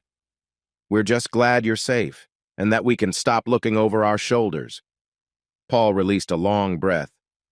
I guess tomorrow, I go back to doing my job without all the sabotage around me. He chuckled weakly. That'll be a relief. Rachel studied the scaffolding overhead. Maybe we can build it better this time, she said, half to herself. Turn it into something that truly benefits everyone, not just the wealthy. Stephanie's smile flickered with genuine warmth. Agreed. And I'll need good people to help me change how Gray Holdings operates. I hope you'll stay on board. The Winston family exchanged glances, hearts full of gratitude and a new sense of possibility. Meanwhile, Joshua closed his eyes for a moment, letting the tension drain from his body. He'd faced death twice in this tower, each time on a high ledge with the wind in his ears. Now he felt something shift inside, an odd mixture of relief, pride, and a strange, cautious optimism about the future. Then a final shout from a journalist cut through the air. Joshua, any last words for the people of Ironhaven? He hesitated, glancing at Stephanie, who nodded encouragingly. He began, voice trembling at first. Don't let fear stop you from doing what's right. Even if you think you're too small to matter, you can still make a difference. The camera lights flicked off one by one, capturing that final message. Outside the tower, the city streets hummed with traffic and conversation, alive with the news of Kevin Gray's downfall. And somewhere in the harbor breeze was the renewed hope that even a kid from the edges of Ironhaven could rise to protect what was good. A restless hush fell over Ironhaven in the wake of Kevin Gray's spectacular arrest. For days after, every newspaper headline blared variations of Gray scandal, while talk shows debated the fallout of attempted murder charges against the co-heir of Gray Holdings. Helicopters no longer buzzed around the Infinity Tower, yet the entire city still seemed to hold its breath, wondering if the tower's leadership could recover from this quake. Stephanie Gray stood at a polished podium in the Gray Holdings atrium, flanked by company board members and security personnel. A few camera crews clicked away, though the media attention had finally begun to wane. She wore a solemn black pantsuit, her hair pinned back in a tight bun. Clearing her throat, Stephanie spoke into the microphone, voice resonant against the marble walls. Effective immediately, Kevin Gray is removed from all corporate positions within Gray Holdings. We will review each of his projects for potential misconduct. She glanced down at her prepared notes, then looked back up, meeting the eyes of the gathered reporters. I'm committed to rebuilding our company's credibility. Going forward, we want complete transparency and genuine community investment. A murmur spread through the small crowd. Many had expected more hedging, some empty PR statement about Kevin being a rogue element. Instead, Stephanie's candid approach seemed bold, even cathartic. The flash of a camera bounced off gold lettering behind her that read, "Integrity for the Future," which now rang with irony. Somewhere in the background, Paul Winston watched quietly, arms crossed. He'd been invited as a guest to represent the workers who stood to benefit from new policies. In front of him, half a dozen board members murmured amongst themselves. It was clear they hadn't anticipated Stephanie's no-nonsense speech. She concluded briskly, "Finally, in light of Mr. Kevin Gray's actions, I will personally fund a new program, the Winston Initiative, aimed at supporting underprivileged youth in STEM. We will launch scholarships, training workshops, and mentorship programs, ensuring that stories like Joshua Winston's are not exceptions, but possibilities for every talented teenager in Ironhaven." She paused, swallowing a hitch of emotion. "It's time we do better." A soft applause followed, more respectful than enthusiastic. Cameras snapped once more, capturing the moment. Stephanie exhaled shakily. The hush in the atrium felt surreal, a mixture of relief and lingering tension. As she stepped away from the podium, Melissa Winston hurried up, eyes shining with pride. "Miss Gray Stephanie," she corrected softly, still adjusting to calling the CEO by her first name. "This means a lot. You're giving families like ours a real chance." Stephanie smiled, weary but genuine. "It's the least I can do.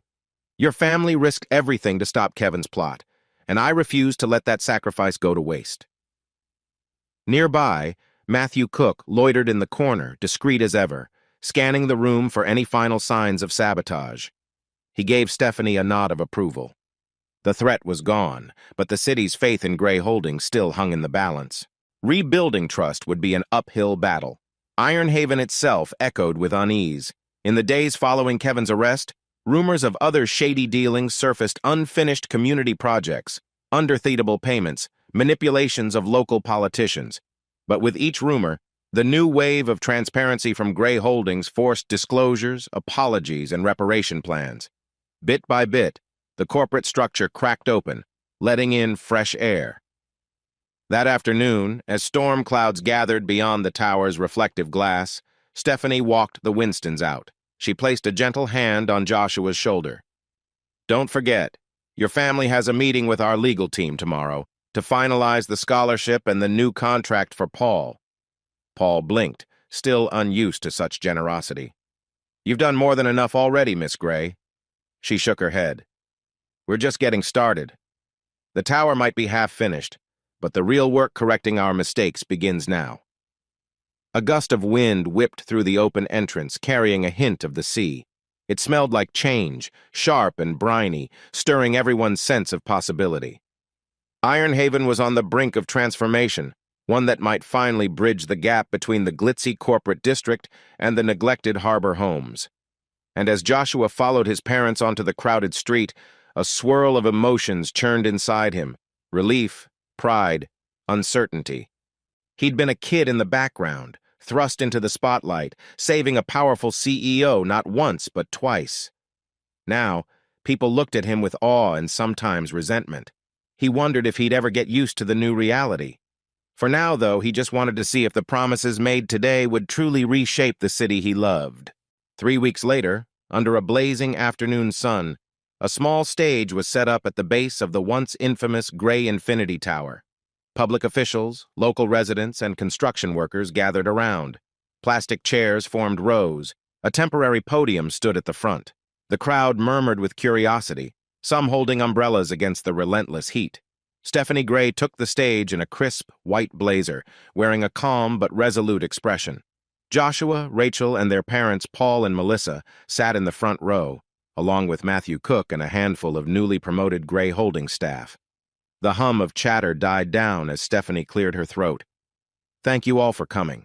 Today, we celebrate not just the future of this building, but the spirit of Ironhaven. For too long, Infinity Tower symbolized wealth and power that alienated everyday people.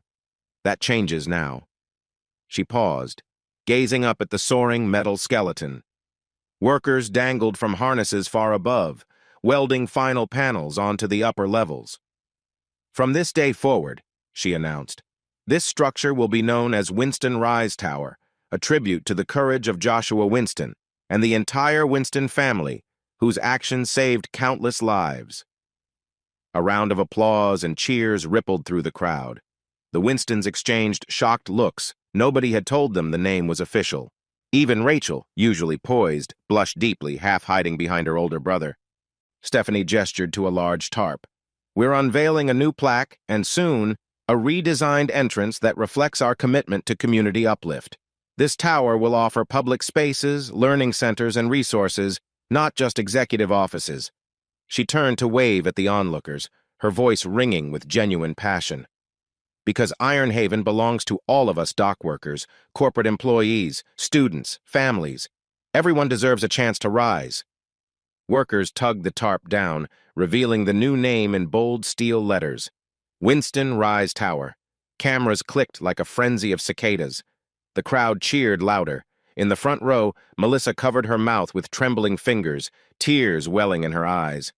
Paul placed a hand on her shoulder, speechless. Stephanie called the Winstons onto the stage. Heart pounding, Joshua followed his family up the short steps. A hush fell as they stood beside the podium, blinking under the midday sun and dozens of camera lenses. I know you didn't ask for this spotlight, Stephanie said softly, addressing them in front of everyone.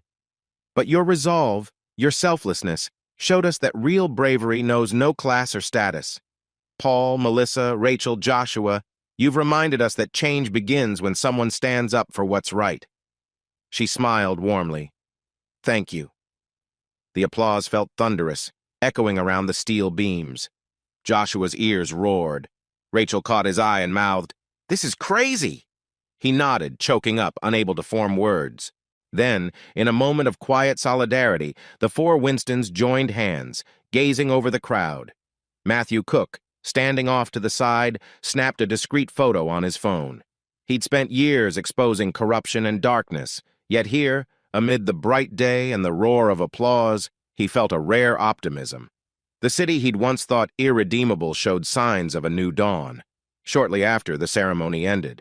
People mingled, took photos in front of the new tower sign, and kids pointed up, dreaming of careers that might take them to such heights. Stephanie found the Winstons near the refreshment table, passing around water bottles. I'm sorry if it was overwhelming, she told them, a little sheepish. But the board unanimously supported naming it after your family. It's the least they could do. Melissa shook her head in wonder. It's too much. We're just normal folks. There are other heroes out there, too. Stephanie's eyes shone. True, but you showed everyone that normal folks can be extraordinary when circumstances demand it. Let this tower remind Ironhaven that greatness can come from anywhere. From above, the faint clang of hammers drifted down. Beyond the city, the ocean gleamed under the bright sun, ships passing in slow arcs. Ironhaven bustled with traffic, street vendors, and chatter, a living tapestry of struggle and promise. And right here, in front of a tower newly christened Winston Rise, the seeds of a different future were quietly taking root. An overcast sky spread across Ironhaven, the horizon tinged with shades of silver and lavender as dusk approached. At the edge of the old harbor, a cluster of warehouses loomed, most abandoned or half-used, their rusted facades and cracked windows reflecting the city's past neglect. This was where Rachel Winston dreamed of planting something new, the Harbor Uplift Center. She stood on the chipped concrete pier, wearing a sturdy windbreaker, the night breeze tousling her braided hair. Joshua was beside her, hands tucked in his pockets, eyes scanning the water where distant cargo ships glided under faint lamplight. A few steps behind them, Stephanie listened intently as Rachel described her bold design and Al-Anon community hub with job training classrooms, tech workshops for teens, a small auditorium for arts programs. I want it to be a beacon for the neglected neighborhoods around the port, Rachel explained, voice trembling with excitement. So many families around here never get a shot at better jobs or an inspired education. Stephanie nodded, impressed. You've clearly done your homework. You studied building design, zoning requirements, budget proposals. I can't believe you're just 16. Rachel flushed. I had a lot of help from the tutoring programs you arranged, plus Dad's insights about construction. As the wind rustled piles of scrap metal nearby, Joshua chimed in, We used to walk these docks, remember? Everything felt abandoned. We always wondered if someone would fix it up, but no one ever did. Stephanie's gaze swept across the decaying warehouses. Well, if we move fast, Gray Holdings can purchase or lease some of these sites at a discount. If your vision is workable, I'll pitch it to the board as part of our community reinvestment plan. Rachel beamed, clasping her hands together. I've even drawn up a blueprint for reusing existing structures. Upcycling, they call it. Could save on costs and preserve some local history. A flicker of pride rose in Joshua's chest. His sister wasn't just ambitious, she was brimming with empathy and ingenuity. He remembered how she used to grumble about the rotting docks, wanting to transform them into parks or studios. Now, she had a real shot. That's where Matthew Cook comes in, Stephanie continued. He's assisting with due diligence, making sure no criminal interests still linger on these properties. Joshua frowned slightly. Like Kevin's leftover networks? Stephanie's jaw tightened. Exactly. We learned the hard way that powerful men can hide shady dealings in any corner. We're rooting that out. No more secrets. Rachel pointed to a half-collapsed pier shed. Over there, I can imagine a small marketplace for local artisans. Families by the harbor often have crafts and homemade goods. They just need a safe, clean space to sell them. The waves lapped against the pilings, each crash resonating with a quiet sense of possibility. Standing in the glow of a single floodlight, the three shared a moment of calm. There was so much to do, but for the first time in Ironhaven's memory, the city's future felt like something anyone could help shape. Finally, Rachel turned to Joshua with a grin. You'll help me run the robotics lab, right? He blinked, caught off guard. Robotics lab? She laughed. Yes, you're good with engineering and gadgets. You're basically Ironhaven's youngest structural hero. Why not teach kids to build drones or mechanical aids? Show them they can solve problems in their neighborhoods.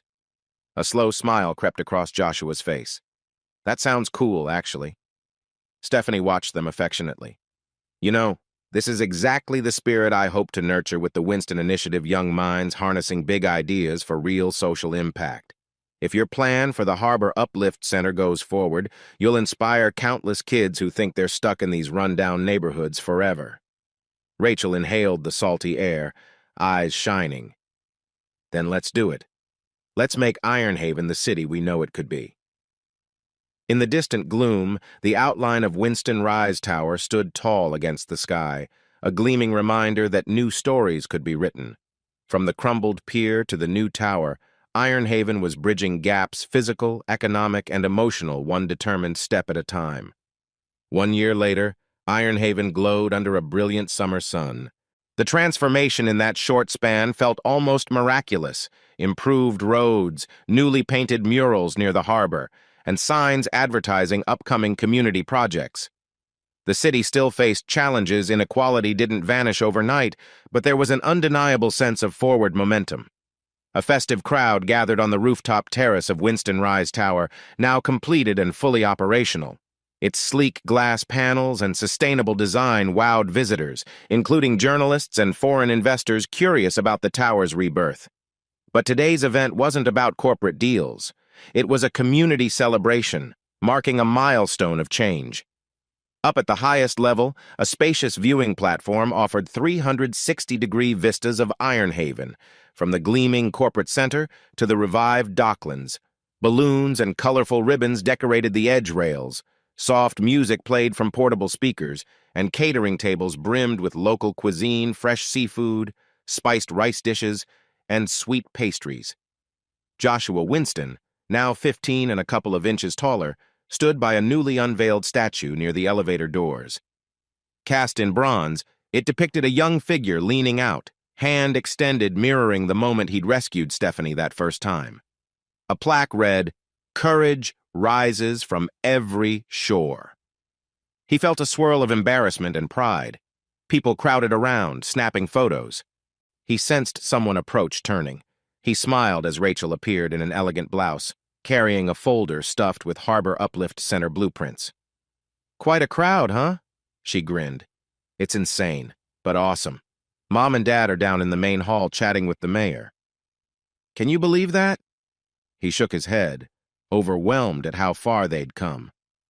"Never thought I'd see Dad wearing a suit, talking city policy." They moved toward a stage set up in the center of the terrace. Stephanie Gray stepped forward, microphone in hand, her voice projecting over the gentle hum of conversation. "Welcome, everyone, to our one-year commemoration of Winston Rise Tower's completion. Today, we celebrate a building that symbolizes hope, the Winston family's courage, and Iron Haven's capacity for growth." A warm cheer rose from the crowd. Sea breezes lifted strands of Stephanie's hair, the sun reflecting off her modern, metallic-style dress. Many of you recall the dark days, sabotage, scandal, greed, but out of that darkness came unity and transparency. Together, we've charted a new course for Gray Holdings and for Iron Haven. Behind her, a large screen showcased pictures, the tower's construction, the Winston Initiative's STEM classes, glimpses of the Harbor Uplift Center's progress. Stephanie gestured for the Winstons to join her. Paul, Melissa, Rachel, and Joshua walked onto the stage, slightly self-conscious at the applause. Cameras flashed yet again. A hush settled. "To the Winston family," Stephanie said, her voice thick with gratitude. "Your integrity set this city on a different path. Paul Winston, once a simple laborer, now heads a vital community liaison team at Gray Holdings, ensuring workers' voices are heard. Melissa Winston, who juggled cleaning jobs, now manages partnerships for the Winston Initiative, championing women's empowerment." She turned to Rachel. "Rachel Winston, the brilliant mind behind the Harbor Uplift Center, which opens next month, offering technology labs, art studios, and job training in the once-forgotten docks." A surge of applause. Rachel's cheeks reddened, but her smile radiated ambition and humility. "And of course," Stephanie continued, "Joshua Winston, whose heroism and engineering talents are inspiring a new generation of youth. Our city owes you a debt that can't be measured." The applause swelled. Joshua's stomach fluttered. He stepped up to the mic, voice wavering a bit. "Thank you. Really, I never thought, well, none of us wanted the attention. We just did what felt right." A wave of murmured admiration rippled through the crowd.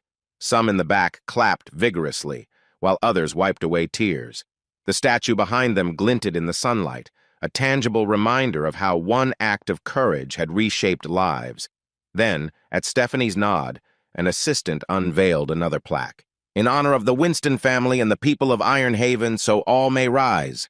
Melissa dabbed tears. Paul stood tall, chest puffed with a quiet pride. Rachel placed a steady hand on Joshua's shoulder, and he inhaled, marveling at how drastically their world had changed since that scorching day in the old dockside apartment. At the back of the terrace, Matthew Cook leaned against a railing, arms folded, a rare smile on his lips. He'd spent the year rooting out leftover corruption in Gray Holdings' subsidiary branches. It felt good to see the city thriving for once, not just surviving. Giving a respectful nod to Joshua, Cook silently acknowledged the boy's unwitting role in turning Iron Haven around. Finally, Stephanie raised her glass. "A toast," she said, "to the Winston family, to Iron Haven, to every dream that refused to stay silent." All around them, glasses lifted, some with sparkling juice, some with champagne. The clink of celebration echoed against the vast skyline. Down below, the harbor shimmered, dotted with new development sites and community programs. The city was no paradise. There were still issues of poverty, inequality, and ongoing reconstruction. But there was a tangible spark of hope, an understanding that change was not just a buzzword, but a living process championed by everyday heroes. In that sunlit moment, on the highest platform of the newly minted Winston Rise Tower, the crowd toasted the family whose grit and compassion had rippled through the city's soul. And as the wind swept over them, a young girl from the dockside district approached the bronze statue. She rested her small hand on the outstretched bronze fingers, eyes alight with wonder. No one else noticed her at first, but Joshua caught her shy smile. Something in that moment reminded him of how he'd once stood at the bottom, too, thinking the city's big towers weren't meant for kids like him. Now, the tower bore his name, his family's name, and it welcomed everyone to rise.